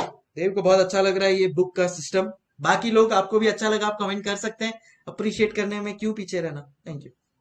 चलो नेक्स्ट चीज जो अपनी आ रही है वो क्या है, तो स्टडी मेंटर, इसको क्या नाम दिया अपन ने, फ्रेंड, फिलोसोफर एंड गाइड, ठीक है। नेक्स्ट देखो क्या है, पता है कि आप जो कंटेंट जिससे पढ़ने वाले हो, मैं तो आपके साथ चलो अभी रहूंगा, 2-3 घंटा रहूंगा, जितना मेरे को मेहनत करना है वो आप लोग के पास करवा के मैं ऑन द स्पॉट ले लूंगा। But end of the day आपका जो यूज करने वाले हो आप, वो तो बुक ही है ना, इंपॉर्टेंट तो आपके लिए बुक है, क्योंकि पढ़ने वाले तो आप उसी से 4 बार 5 बार, लेक्चर तो मेरा 1 बार या मैक्सिमम 2 बार देखोगे, उससे ज्यादा तो क्या ही देखोगे, वो तो देख लिया। बट उसके बाद पढ़ना 5 बार किससे है, बुक से। So content presentation of the book has to be very strong and effective. चल नेक्स्ट चीज जो डाली है वो है प्रीव्यू। हमारे जूजू जो हमारे लकी मैस्कॉट है, हमारे जूजू जो हमारे लकी मैस्कॉट है, वो आपको यहाँ पे बता रहे हैं प्रीव्यू। प्रीव्यू मतलब हर चैप्टर में क्या ओवरव्यू है, क्या क्या आपको पढ़ना है। सो भाई एम्प्लॉय कॉस्टिंग का meaning, classification, employ cost control में 2 पार्ट होते हैं, वो अटेंडेंस एंड पेरोल प्रोसीजर पढ़ना है, time keeping, time booking, payroll procedure, idle time, system of ways पे आउट, एब्जॉर्प्शन ऑफ वेजेस, ये सब चीजें आपको पढ़नी है। ये आपका एक प्रीव्यू हो गया, ठीक है। सो आपको जब कोई चैप्टर में स्टार्ट करूंगा तो हो सकता है प्रीव्यू में आपको पहले बता दूं कि भाई ये सब चीजें अपने को पढ़नी है, या चैप्टर खत्म होने के बाद अपन एक क्रॉस चेक कर लेंगे कि हाँ भाई ये सब पॉइंट्स हो गया है। सो दैट जब आप रिवाइज करो तब तक आपका एक बार हो गया होगा पहले ही डिटेल वाले में, अब आप प्रीव्यू से एक बार देख सकते हो। Okay okay clear. सो ये है आपका प्रीव्यू, ये है आपका प्रीव्यू। फिर आता है आपका थ्योरी प्लस प्रैक्टिकल पार्ट, फिर आता है आपका theory plus practical part. Practical part के लिए मैं आपको बता दूं, this is a question plus solution book, this is your question plus solution book. Sir solution upon class में सॉल्व नहीं करेंगे क्या, एक एक क्वेश्चन सॉल्व करेंगे। सर फिर क्यों आपने सॉल्यूशन दिया है, बिकॉज कई बार अपने को रेफरेंस के लिए एक अपने पास रेडी प्रेजेंटेड सॉल्यूशन रहे तो it becomes good for us. बाकी अपन तो एक एक चन के क्वेश्चन सॉल्व करेंगे, डोंट वरी। बट सॉल्यूशन भी होगा, कभी आपको कोई क्वेश्चन होमवर्क दिया तो उसका सॉल्यूशन भी आप पहले सॉल्व कर लोगे, फिर चेक कर लोगे, तो it will become easy, on the spot check कर लिया, कोई डाउट हो सर को पूछ लिया, क्लियर है भाई वैसा। तो उस हिसाब से मैंने सॉल्यूशन भी दिया है। तो अब यहाँ पे जैसा आप देखोगे कि पहले थ्योरी है, प्लेन थ्योरी नहीं है, जहां पे भी पॉसिबल है हमने उसको डायग्रामेटिक प्रेजेंटेशन दिया है, जो भी चीजें इंपॉर्टेंट है उसको हम लोग ने अलग अलग कलर के इंक से हाईलाइट किया है। तो ये सब आपको मिलेगा। कुछ कुछ जगहों पे हम लोग ने शॉर्ट फॉर्म्स भी यूज किए हैं, ये देखिए कुछ कुछ जगहों पे हम लोग ने आपको शॉर्ट फॉर्म्स भी यूज किया है, ये शॉर्ट फॉर्म्स आपके लिए यूज रहेंगे। कुछ कुछ जगहों पे हमने पिक्टोरल प्रेजेंटेशन भी यूज किया है। एक कहावत है, देखी हुई चीज जो पिक्चर के फॉर्म में वो याद रहती है ना। अगर मैं आपको कोई भी मूवी का नाम लूं और बोलूं कि याद है क्या, आप बोलोगे हाँ सर याद है ना, है ना। मैं आपको बोलता हूँ मूवी का नाम बाहुबली, तो पूरा आपके सामने नजर के सामने बाहुबली की सब चीजें आपको पूरी मूवी याद आ जाएगी, हीरो हीरोइन, क्या उसमें वॉर हुआ था, क्या रोमांस सीक्वेंस थे, सब आपको याद आ जाएगा। ये अगर मैं बोलूं अरे जरा आपके सीए फाउंडेशन का या कॉलेज का इकोनॉमिक्स का वो एक चैप्टर है डिमांड कर्व थियरी, क्या उसके बारे में कुछ याद है क्या, sir bye bye tata okay गया नहीं। क्यों ऐसा, क्योंकि पिक्टोरल चीजें याद रहती है, इसके लिए जहां भी पॉसिबल है हमने पिक्चर्स यूज किया है, सो दैट इजीली आपके दिमाग में सेट हो जाए, और साथ में एज आई सेड कॉन्सेप्ट्स भी क्लियर होते जाएंगे। ठीक है, देखो यहाँ पे अभी जैसे ये अटेंडेंस के मेथड्स है, तो पहले कैसे मैनुअल मेथड होता था, तो प्रैक्टिकली यहाँ पे दिखाया है आपको कि मैनुअल मेथड में कैसे लिखते थे। फिर होता था देखो ये टोकन मेथड मेटल डिस्क, तो एक्चुअली ये टोकन डिस्क क्या यूज होता था। फिर ये देखो biometric attendance system, actually biometric कैसा दिखता है। All of this is shown here so that जब आप पढ़ रहे हो रिवाइज कर रहे हो पिक्टोरली भी क्लियर हो जाए, चीजें और स्मूथली हो जाएंगी। क्या बोलता है पब्लिक, बोलो ना, अच्छा है ना, मजा आ रहा है कि नहीं, मन कर रहा है कि नहीं पढ़ने का ये सब, बस एग्जैक्टली अगर मन कर लिया ना फिर तो अपन कर लेंगे उसको पार। तो जहां भी पॉसिबल है, जहां पे हम लोग को लग रहा है कि भाई इसको ऐसे प्रेजेंटेशन करना है कि स्टूडेंट्स के लिए इजी हो जाए, that also we have done. मैंने जैसा आपको बोला था थोड़ा एड्यूटेनमेंट रहेगा, फन के साथ सीखते जाएंगे। तो ये देखिए यहाँ पे हमने आइडल टाइम और अब नॉर्मल आइडल टाइम, अब नॉर्मल आइडल टाइम को हमारे एक कॉमन टीवी चैनल है तारक मेहता का उल्टा चश्मा, शायद आपने देखा होगा, तो उससे रिलेटेड कुछ कॉन्सेप्ट यहाँ पे इनबिल्ट किए हैं, याद हो जाएगा आपको, क्लिक हो जाएगा। कैसा लगा, सही है। ये भी सब जहां जहां पे जो जिधर जैसा रिक्वायर्ड है वो सब हम लोग ने पुटअप किया है। ओवर टाइम क्या होता है, कैसे उसको पुटअप करना है, ऑल ऑफ दैट, ठीक है। और फिर स्टार्ट होता है क्वेश्चन सोल्यूशन। देखो क्वेश्चन सोल्यूशन, कॉन्सेप्ट आ गया, कोई कॉन्सेप्ट है, विराट कोहली है यहाँ पे आपको दिख रहा होगा, तो उससे रिलेटेड कुछ कॉन्सेप्ट है। यहाँ पे देखिए आमिर खान, सलमान खान, तो उससे रिलेटेड कोई कॉन्सेप्ट है। All of that is covered here. Question solution, क्या बोला, क्वेश्चन सोल्यूशन, एवरीथिंग, और पूरा आपका मॉड्यूल एवरीथिंग कवर।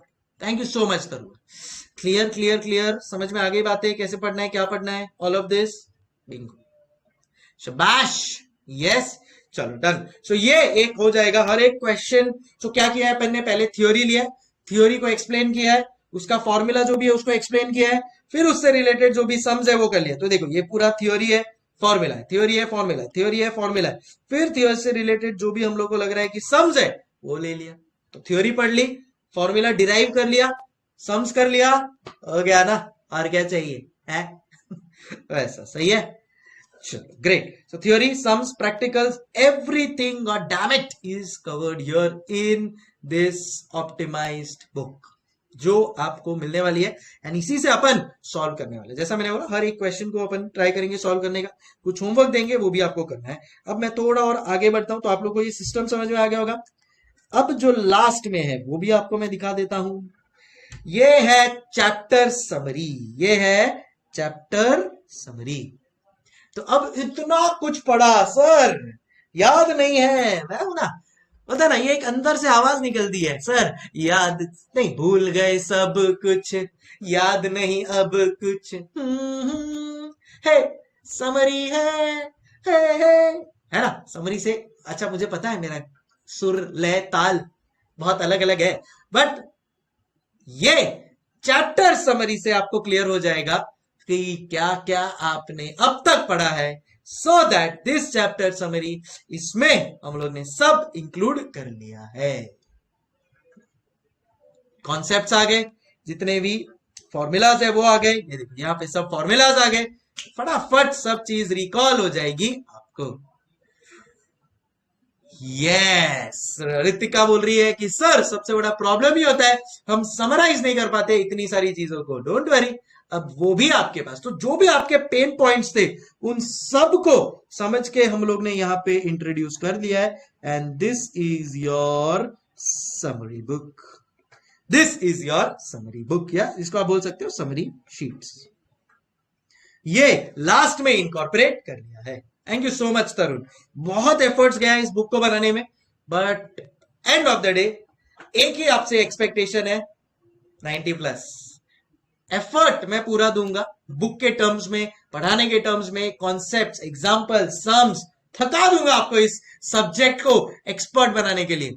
बट आप भी अगर तैयार हो ना, नथिंग कैन स्टॉप अस। आप लोगों को खुद को ये बुक के क्वालिटी से समझ गया होगा कि what is the level at which we are going to go, है ना, यस।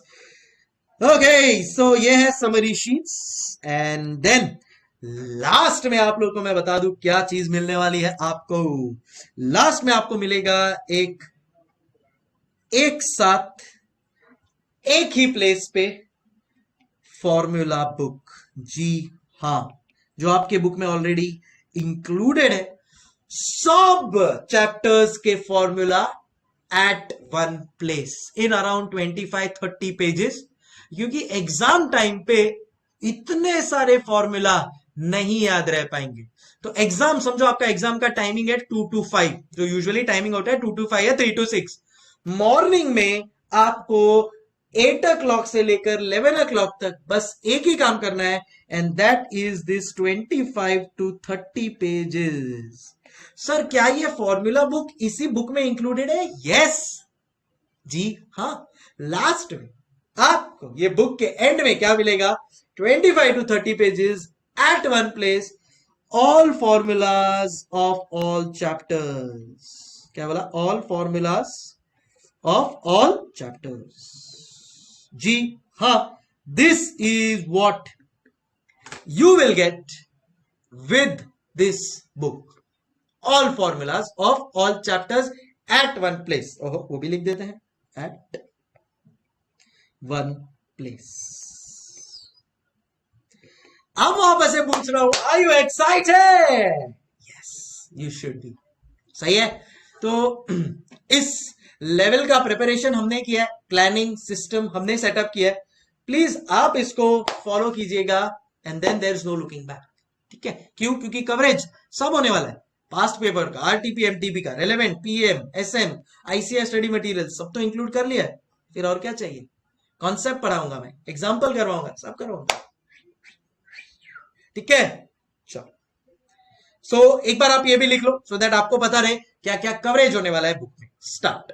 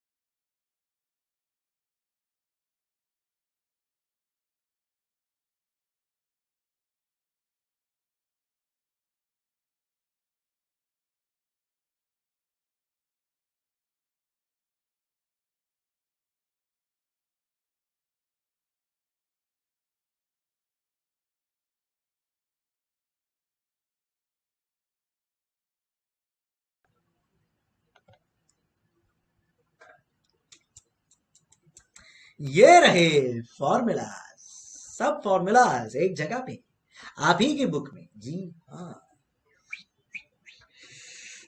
अच्छा लिख लो।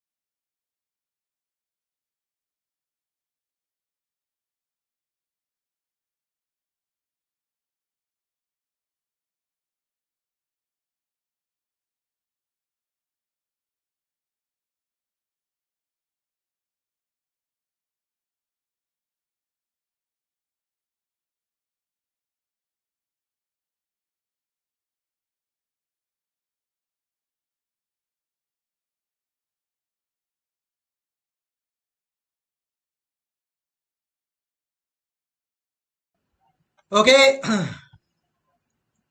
सर, आप तैयार हैं जंग जीतने के लिए? गुड, होना भी चाहिए। कंटिन्यू करेंगे? ओके सर, आप कुछ ब्रेक वेक नाम की चीज भी देते हैं या नहीं? सो देखो, इनिशियल लेक्चर्स हैं अपने, तो धीरे धीरे अपन बिल्डअप करते जाएंगे। सो आज तो मतलब कुछ स्टार्ट ही नहीं कर रहा हूं मैं आप लोग के साथ, एकदम प्योर बेसिक डिस्कशंस कर रहा हूं। मेरा एक पढ़ाने का एक तरीका होता है, वो मैं आप लोग को पहले बता दूं क्या होगा। नेक्स्ट लेक्चर से अपन उसको स्टार्ट करेंगे, ठीक है? अब मैं आपको क्या करने वाला हूं, मैं आपको बता दूं, मेरे पढ़ाने का तरीका बताऊंगा। दूसरा मैं आपको बताऊंगा कौन सी चैप्टर्स है इस सब्जेक्ट में, and then it will be end for today. फिर नेक्स्ट लेक्चर से अपन स्टार्ट करेंगे चैप्टर्स का डिस्कशन, कॉन्सेप्ट्स एंड एग्जांपल्स को लेके। सो मेरा तरीका क्या होगा? So this is how I will approach any topic, any concept, anything. Approach, और ये अप्रोच मेरा कोई भी चीज के लिए लेता है, मतलब B it CA inter, CA final, anything. अगर आपके कोई एल्डर्स है जिन्होंने मेरे से सीए फाइनल पढ़ा है, आप उनको पूछ लो। आपके कोई इंटर के फ्रेंड्स है जिन्होंने पढ़ा है, आप उनको पूछ लो। The approach is very clear and simple. सबसे पहले मैं स्टार्ट करता हूं एग्जाम्पल से। So I will connect with live examples. ये लाइव एग्जाम्पल्स क्या होता है सर? मैं आपको समझाता हूं क्या होता है।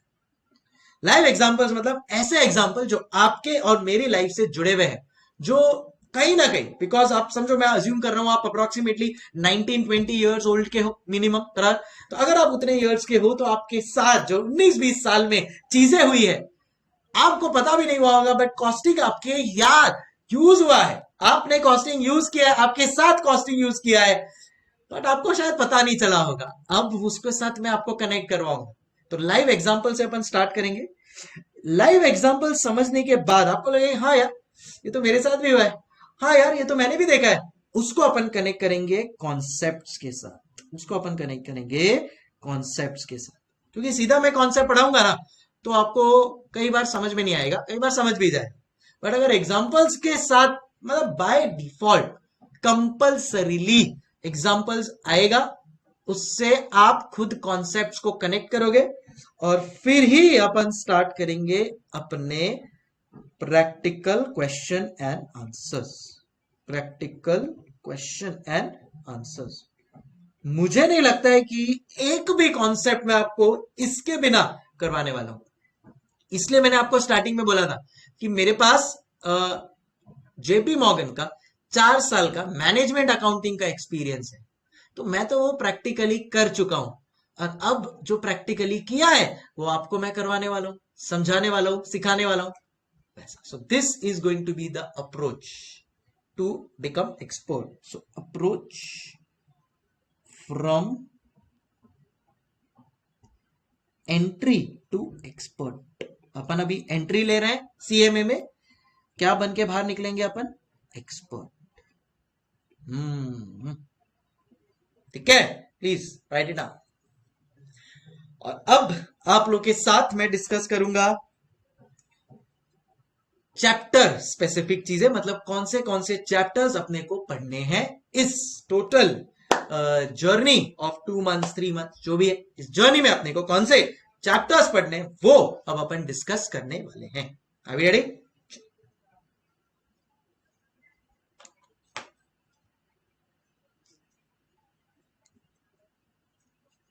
डन हो गया है तो एक बार बस लिख देना। सो स्टार्ट करेंगे।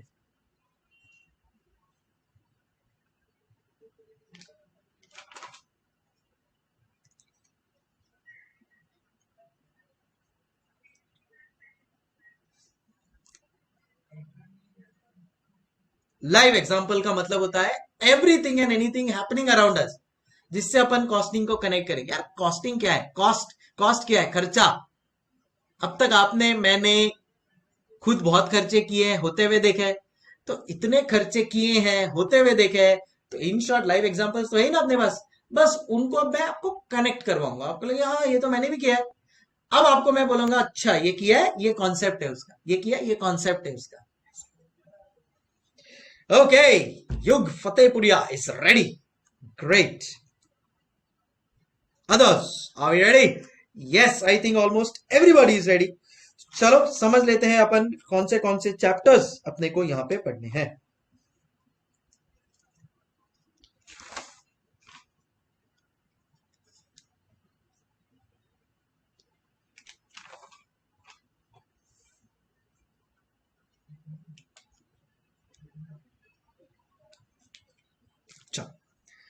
नाउ इंस्टीट्यूट का ही मैं मटेरियल ओपन कर रहा हूं.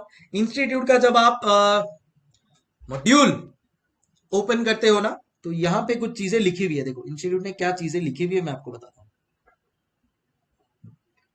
उन्होंने कहा है कि एट दिस लेवल क्या एक्सपेक्टेशंस है आपसे, to develop an understanding of basic concepts and applications, to establish the cost associated with production of products and services. So, ये कॉस्टिंग आप किसका करने वाले हो, प्रोडक्ट्स का एंड सर्विसेज का भी. एंड ये प्रोडक्ट्स एंड सर्विसेज का कॉस्टिंग करने के लिए आपको कौन से चैप्टर्स पढ़ने पड़ेंगे, this is what it is. तो इंस्टीट्यूट ने आईसीए ने उसको इस सब्जेक्ट को, आईसीआई ने इस सब्जेक्ट को, क्या है ये सब्जेक्ट का नाम, cost and management accounting. ICI ने इस सब्जेक्ट को, क्या नाम है इस सब्जेक्ट का नाम, कॉस्ट एंड मैनेजमेंट अकाउंटिंग. इसको प्यार से सीएमए भी कहते हैं. इसको दो पार्ट में डिवाइड किया है. इसको दो पार्ट में डिवाइड किया है. पहला पार्ट रखा है मॉड्यूल 1, दूसरा पार्ट रखा है जिसका मॉड्यूल 2. मॉड्यूल 1 में ये देखिए, मॉड्यूल 1 में there are 7 chapters and module 2 में देयर आर 8 चैप्टर्स. ये देखिए, मॉड्यूल 2 में 8 चैप्टर्स, मॉड्यूल 1 में 7 चैप्टर्स. सो सॉरी, मॉड्यूल 1 में कितना चैप्टर्स है सर, 7 चैप्टर्स. एंड मॉड्यूल 2 में कितना चैप्टर्स है सर, 8 चैप्टर्स. ठीक है, टोटल मिला के कितने बन गए सर, 15 चैप्टर्स. मैंने आज आपको क्या बोला, आज आपने 15 बच्चों को जन्म दिया है. बहुत बहुत बधाई हो, मिठाइयां भेज दो मेरे पास. तो 15 चैप्टर करने. इंस्टीट्यूट का जो मॉड्यूल 1 में 7 चैप्टर्स है, आपके ऑप्टिमाइज का वॉल्यूम 1 में भी यही चैप्टर्स मैंने रखा है, ताकि आईसीएआई के साथ कंधे से कंधा मिला के अपन चलेंगे. आपका जब ऑप्टिमाइज्ड वॉल्यूम 2 आप खोलेंगे, तो आपके ऑप्टिमाइज्ड वॉल्यूम 2 में भी यही 8 चैप्टर्स है जो इंस्टीट्यूट के 8 चैप्टर्स हैं. तो क्या बोला, इंस्टीट्यूट के साथ कंधे से कंधा मिला के चलेंगे आप और मैं. सो ऑप्टिमाइज्ड वॉल्यूम 1 यूज करेंगे, ऑप्टिमाइज्ड वॉल्यूम 2 भी यूज करेंगे. सेम इसी के साथ कनेक्ट होता है, सेम इसी के साथ कनेक्ट होता है. अब आओ देखते हैं कि कौन से चैप्टर्स है जो अपने को यहां पे पढ़ने हैं.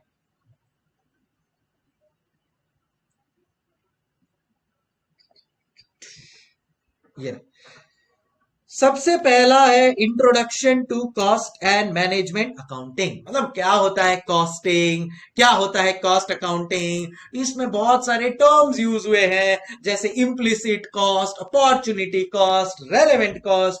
तो क्या है ये सब वर्ड्स, इसके बारे में उन्होंने लिखा है फर्स्ट चैप्टर में. Very basic. आपका जो क्वेश्चन नंबर 6 है ना, उसमें से आप एक्सपेक्ट कर सकते हो 2 से 3 क्वेश्चन यहां से आता है, because this chapter is full theory. ये जो चैप्टर है ये क्या है, फुल थ्योरी. अभी आपको कुछ नहीं लिखना है, कुछ नहीं लिखना, आप सिर्फ मेरे पे ध्यान दो. देखो एक चीज मैं आपको बता देता हूं, जब मैं पढ़ा रहा हूं ना, तो 200% फोकस मेरा आपको चाहिए, आपका मेरे को चाहिए.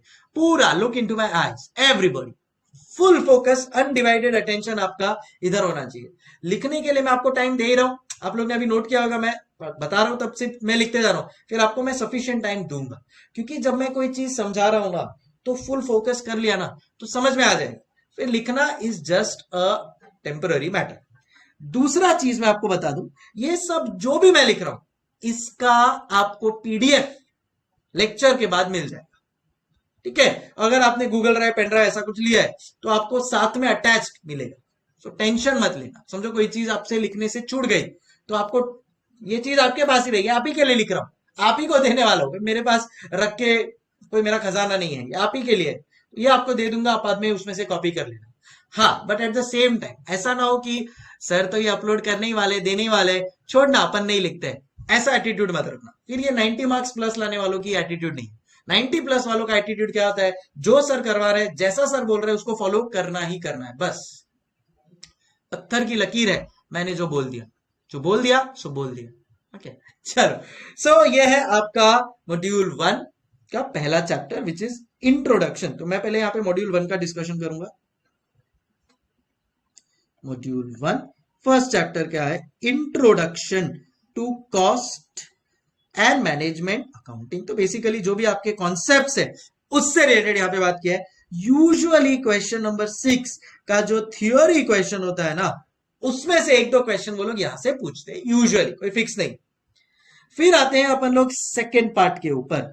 अब जो सेकेंड, थर्ड, फोर्थ पार्ट है ना, उसको मैं बोलता हूं त्रिमूर्ति। सेकेंड, चैप्टर 3, चैप्टर 4, एक जगह जब जमा हो तीनों, अमर, अकबर, एंथनी। तो वैसे ही चैप्टर 2 है मटेरियल कॉस्टिंग, चैप्टर 3 है मेरा लेबर, एंड चैप्टर 4 है मेरा ओवरहेड्स। ठीक है। कोई भी बिजनेस कर लो, कोई भी प्रोडक्ट बना लो, इन तीनों के बिना वो अधूरा है। कोई भी मैन्युफैक्चरिंग सेटअप, एक छोटा सा पेन बनाना है ना आपको, ये पेन बनाने के लिए भी 3 से 4 मटेरियल यूज हुए, है कि नहीं? तो मटेरियल चैप्टर अपने को क्या बताएगा कि कितना मटेरियल मंगवाना है, कौन सा मटेरियल मंगवाना है, क्या क्वालिटी का होगा, कितना प्राइस होगा, कितना कॉस्ट लगेगा उसके लिए, ये सब सवालों का जवाब देगा आपका ये चैप्टर। कितना, क्यों, कैसे, कब, ऑल ऑफ दिस मटेरियल से रिलेटेड। ठीक है, क्योंकि कोई भी, अब ये तो मैंने आपको पेन का एग्जांपल लिया, आप सोचो एक गाड़ी बनानी है, कार बनाना है, ब्रूम, तो ये कार बनाने के लिए क्या मटेरियल यूज होता है? सर कितने सारे 10,000 मटेरियल यूज होते हैं एक कार बनाने के लिए, मानते हो कि नहीं? मोबाइल फोन, जिसके बिना आपकी और मेरी जिंदगी अधूरी है, ये मोबाइल फोन, कितने सारे इसमें मटेरियल यूज होते हैं, तो कितने मटेरियल यूज होंगे? वो मटेरियल इस मोबाइल में कहां कहां यूज होंगे, कितना अपने को मटेरियल मंगवाना है, कहां पे उसको स्टोर करना है, कितना उसके लिए खर्चा करना है। ओ भाई साहब, मटेरियल समझ में आया? फिर अब मटेरियल तो मंगवा लिया, ठीक है ना, अपन एग्जांपल ले रहे हैं मोबाइल का, ये मोबाइल बनाने के लिए मटेरियल तो मैंने मंगवा लिया। ओ भाई साहब, अब मटेरियल क्या ऐसे ही पड़ा रहेगा? नहीं, मटेरियल को यूज करना पड़ेगा, कंबाइन करना पड़ेगा, तब जाके प्रोडक्ट बनेगा। कौन करेगा वो कंबाइन? सर मशीन करेगी, पर मशीन में डालेगा कौन? ऑटोमेटिकली उठ के जाएगा रोबोट? नहीं, कौन लगेगा उसके लिए? लेबर। तो कौन सा लेबर चाहिए? Skilled labour, unskilled labour? कितनी देर वो काम करेगा? अच्छा काम किया तो उसको क्या कुछ बोनस मिलेगा? कहां कहां पे क्या क्या काम करना है? क्या खाली मटेरियल असेंबलिंग से रिलेटेड ही काम है? क्या उसके पास एडमिन काम भी होगा, सेल्स का भी काम होगा? ओह सर, समझ गए, ये सब कहां पे आएगा? लेबर, और उनका कॉस्ट लेबर। एक सब्जिगड़ू। फिर आता है fourth, and that is overheads. Overheads नहीं, ओवरहेड्स मतलब अब मटेरियल मंगवा लिया, लेबरर काम कर रहा है, कहां पे कर रहा है भाई?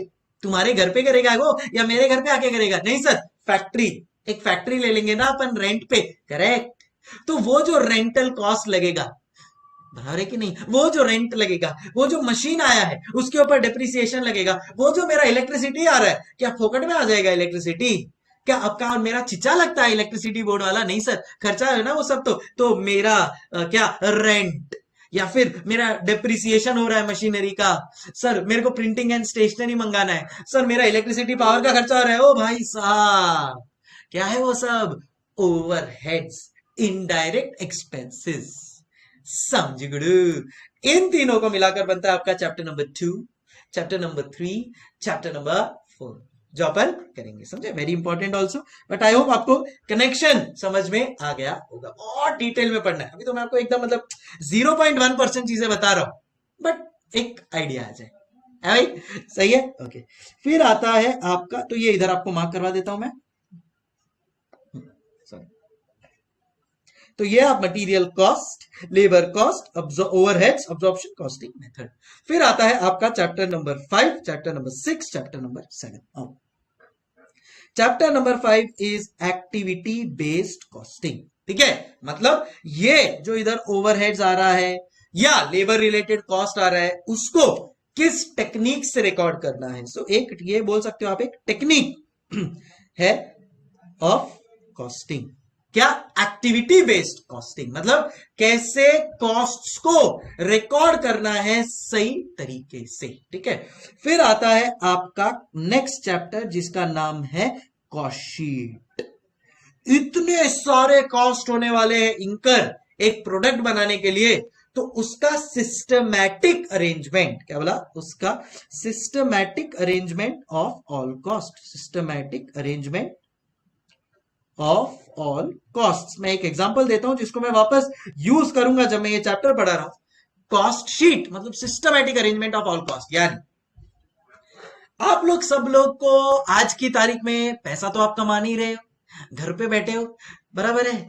कहना इससे आपको कोई भी खर्चा कर रहा है, कॉलेज जाना है, कॉलेज जाके कुछ खाना पीना है, कॉलेज जाने के लिए खर्चा, बुक्स खरीदनी है, कोई कभी डिनर पे जाना है, फ्रेंड्स के साथ मजे करने हैं, ये सब के लिए कहना इससे आपके घर वाले आपको पॉकेट मनी देते। फिलहाल तो आप लोग कमा नहीं रहे हो ना, इंटरमीडिएट ग्रुप 1 या एक पास हो जाओगे, उसके बाद आप आर्टिकलशिप स्टार्ट कर सकते हो, तब आर्टिकलशिप स्टाइपेंड आएगा, तब ठीक है। बट अभी तो फिलहाल पैसा खर्चा करना है, बट है नहीं कमाने का कोई जरिया, तो आप क्या लेते हो? Pocket money. तो आप समझो आपके मम्मी पापा को बोलोगे, मम्मी मम्मी पापा पापा मुझे है ना 2,000 रुपए पॉकेट मनी चाहिए।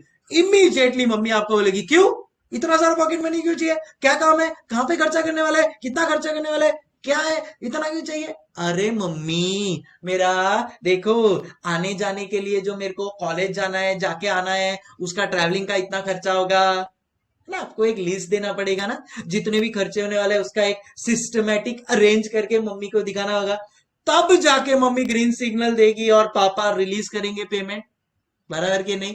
सो ट्रैवलिंग का खर्चा मम्मी 500 रुपया हो गया। मम्मी उधर जाएंगे, इतनी देर रहेंगे, तो खाने पीने में थोड़ा तो चाहिए ना मम्मी, तो मम्मी 500 रुपया खाने का हो गया। मम्मी फिर वापस आना है तो ट्रैवलिंग का खर्चा। मम्मी पढ़ाई करने के लिए बुक्स भी तो चाहिए, तो बुक्स का 200 रुपया। मम्मी ये बार उसका बर्थडे आने वाला है फ्रेंड का, उसको गिफ्ट देना है, उसका 300 रुपया। ये सब सिस्टमैटिक अरेंज करके आप दोगे कॉस्ट, तो आपको क्लैरिटी रहेगा, हाँ भाई आपका खर्चा कहाँ पे कितना हो रहा है कि नहीं? बस वही सिस्टमैटिक अरेंजमेंट को कहते हैं कॉस्ट शीट। अब इन सब को रिकॉर्ड करना पड़ेगा as a accounting entry. Cost accounting, subject का नाम क्या? Cost accounting. So cost accounting कैसे करना है, that is called as cost accounting system. यहां पे अपन देखेंगे accounting of cost entries, accounting of cost entries, समझे? तो ये होता है आपका मॉड्यूल 1, ये होता है आपका मॉड्यूल 1, एक सब्जेक्ट क्लियर। फिर आता है आपका मॉड्यूल 2, आओ इधर लिख लेते हैं मॉड्यूल 2। ये आता है आपका मॉड्यूल 2, बस 5 मिनट और, बस और ज्यादा नहीं मांग रहा आपसे। मॉड्यूल 2 में आता है आपका, फर्स्ट 7 चैप्टर्स हो गए, तो आता है आपका chapter number 8, unit and batch costing. ये क्या होता है मैं आपको बता रहा हूं। तो बात कुछ ऐसी है कि समझो आपको एक एरोप्लेन बनाना है, बराबर? तो एक एरोप्लेन बनता है एक बहुत बड़े यूनिट की तरह, उस केसेस में होती है। तो एक समझो कार बनाना है या एरोप्लेन बनाना है, ये सब क्या है? बिग बिग प्रोजेक्ट्स है, इनका एक यूनिट बन जाए वही बहुत है, उनमें यूज होता है यूनिट कॉस्टिंग। एंड यही समझो अगर ये मेरे को पेन बनाना है, 10 रुपए का पेन, या मेरे को कोई शर्ट बनाना है, तो वो एक एक नहीं बनता है, वो लॉट में बनता है, वो बैच में बनता है। तो एक साथ 100 पेन का बैच बन के आएगा, एक साथ 100 शर्ट का बैच बन के आएगा, उसको क्या कहते हैं? Batch costing. डिटेल में पढ़ेंगे बाबा, खाली एक ओवरव्यू दे रहा हूं कि अगर कोई बहुत बड़ा प्रोडक्ट है, जैसे कोई एक लैपटॉप है, तो एक लैपटॉप बना, उसके लिए यूज होगा यूनिट कॉस्टिंग। एक एयरक्राफ्ट एयरप्लेन बना, यूनिट कॉस्टिंग। यही जब पेन या शर्ट लॉट में बैच में बनकर आते हैं, उसके लिए यूज होता है बैच कॉस्टिंग, समझे? ये आपका यूनिट एंड बैच कॉस्टिंग। फिर आता है जॉब एंड कॉन्ट्रैक्ट कॉस्टिंग। ये क्या है? समझो कॉन्ट्रैक्ट मतलब अभी अगर आपको कोई बहुत बड़ा रोड कंस्ट्रक्ट करना है, एक 100 माले का बिल्डिंग बनाना है, आजकल तो बनते हैं 100 माले की बिल्डिंग। सो तो ये सब क्या है? ये सब कॉन्ट्रैक्ट है। ये कोई फैक्ट्री में बन के तो मैं 100 माले का बिल्डिंग नहीं बनाऊंगा ना, या अगर मेरे को रोड बनाना है, हाईवे बनाना है, तो मैं फैक्ट्री में बन के तो नहीं रहूंगा, तो मुझे कॉन्ट्रैक्ट पे कुछ लेना पड़ेगा। थोड़ा काम फैक्ट्री में होगा, थोड़ा काम बाहर होगा, ऑन साइट होगा। वो सब कैसे मैनेज होगा सर? कॉन्ट्रैक्ट कॉस्टिंग पढ़ेंगे, वहां से उसका कॉस्टिंग आएगा, समझे?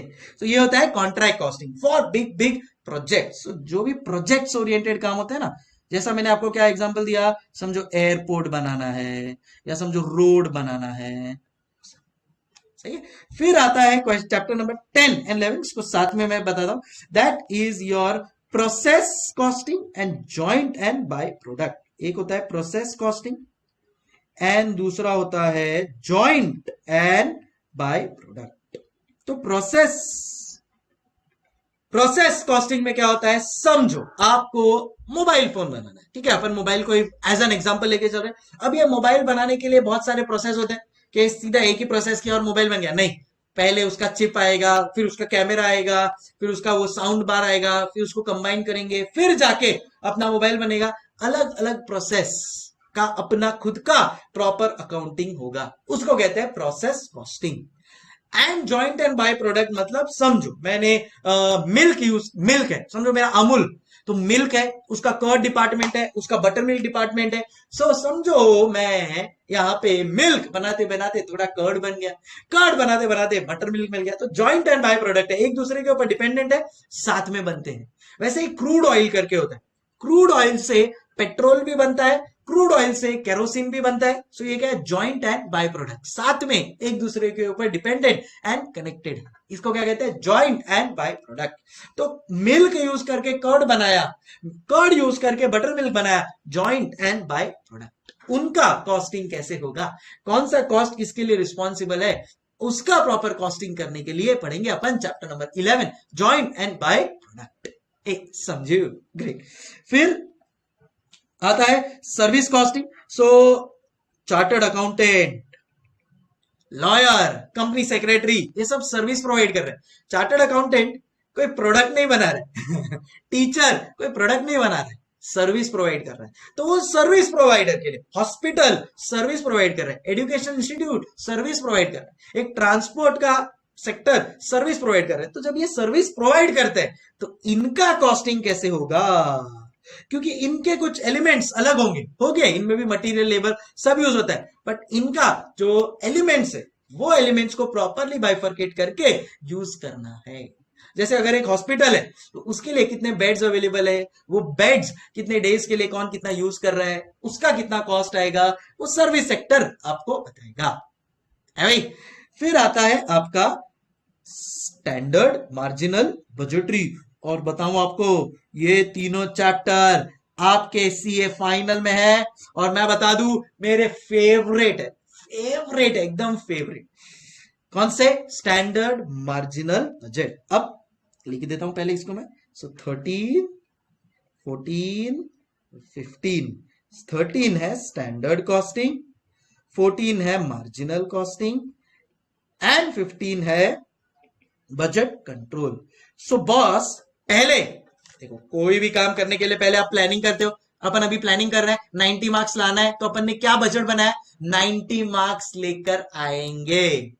अब उसके लिए अपन एफर्ट डालेंगे, रिजल्ट आया 95 मार्क्स आ गया अपने को। तो स्टैंडर्ड अपन ने सेट किया था, बजट सेट किया था 90 मार्क्स का, आया कितना? तो वो कंपैरिजन होगा, 95 मार्क्स आ गया सर। या समझो किसी को सर 85 मार्क्स आया, तो अपन क्या कर रहे हैं? स्टैंडर्ड कॉस्टिंग में कंपैरिजन करते हैं, जो सोचा था उसके एक्चुअल्स के साथ कंपैरिजन करते हैं, समझे? और ये क्या है? ये है मेरा बजट, जो मैंने स्टार्टिंग में बनाया, प्लान किया कि इतने मार्क्स में लाऊंगा।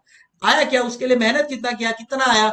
अब समझो 95 आया, वेरी गुड, 85 आया, और क्या इंप्रूव करना है, सो दैट फाइनल में 90 अप लेकर आऊंगा, लाऊंगा जरूर, छोड़ूंगा नहीं, सो ये हो गया मेरा स्टैंडर्ड। And finally margin. अब जो भी मेरे को बिजनेस करना है, वो बिजनेस के लिए मेरे को कुछ डिसीजंस लेने पड़ेंगे। आप चार्टर्ड अकाउंटेंट बनने वाले हो, डिसीजन मेकिंग तो आपके रग रग में। तो ये डिसीजन क्या बेसिस पे लेना है, उसके लिए यूज करेंगे मार्जिनल कॉस्टिंग। किसके लिए? डिसीजंस क्या लेने हैं उसके लिए क्या यूज करेंगे? Marginal costing. तो ये सब पढ़ना है बहुत डिटेल में आपको। अभी तो एकदम एक झलक दिखला जा, बस ऐसा ही कुछ झलक दिखाया आपको। अब प्रैक्टिकली जब इसको अप्लाई करेंगे, सीखेंगे, समझेंगे, तब और क्लैरिटी आते जाएगा। सही है? ओके सर, समझ में आ गया है। और हम इस सीए फाइनल कॉस्टिंग की उड़ान के लिए पूरी तरह से तैयार हैं और आसमान की ऊंचाइयों को छुएंगे। ये वादा है मेरा आपसे, आपका मेरे से। आप भी लिखोगे उधर कमेंट में, लिखो yes sir we promise 90+, right? Okay, so इसी बात पे टाइम आ गया है आप लोग से विदा लेने का, बिकॉज आज उससे ज्यादा अगर मैं पढ़ाऊंगा तो आपका सर बाहर निकल जाएगा फट के। नहीं, मैं ये नहीं चाहता हूं, इसलिए we have kept it easy, we have kept it simple. I hope इतना सबको सब समझ में आया होगा। बोलो बोलो, टेल। चलो भाई, okay, time to say hasta la vista. Thank you for being such a great audience. The journey has finally begun and बहुत दूर जाना है, बहुत अच्छा जाना है, ठीक है? सो ऐसा सिनेरियो है, आप लोग की तरफ से कोई भी डाउट हो, कुछ भी हो, ऑलवेज हैप्पी टू हेल्प। जैसा मैंने बोला, कभी कभी आप कोई डाउट पूछोगे, इमीडिएटली रिस्पॉन्स मिल जाएगा। कभी कभी आपको रिमाइंड करवाना पड़ेगा, तो आप बिंदास बेझिझक मुझे 1 2 3 4 बार रिमाइंड करो, कोई प्रॉब्लम नहीं है। मुझे गुस्सा आता ही नहीं है, पता नहीं क्या है, मतलब एक टेफलॉन कोटिंग है मेरे उसमें, मुझे गुस्सा आता ही नहीं है। तो आप बिंदास मुझे पूछो, 1 बार 2 बार 10 बार, कोई प्रॉब्लम नहीं। सो कभी समझो आपने डाउट पूछा, उसका रिप्लाई आपको नहीं मिला, तो आपको उसके बाद लिखने का रिमाइंडर 1, रिमाइंडर 2, दिन में 5 बार आप रिमाइंड करो, मैं जैसे ही देखूंगा आपको रिप्लाई कर दूंगा। बट कई बार इंटर के फाइनल के लेक्चर्स में, रिवीजन लेक्चर्स में, यूट्यूब में बिजी होता है तो रिप्लाई नहीं कर पाते। बट जैसे ही देखेंगे रिमाइंडर 1 2 3 4 5 6 7 8 9 10 आ गया, अरे आपको रिप्लाई मिल जाएगा, ठीक है? Stay connected guys, thank you so much.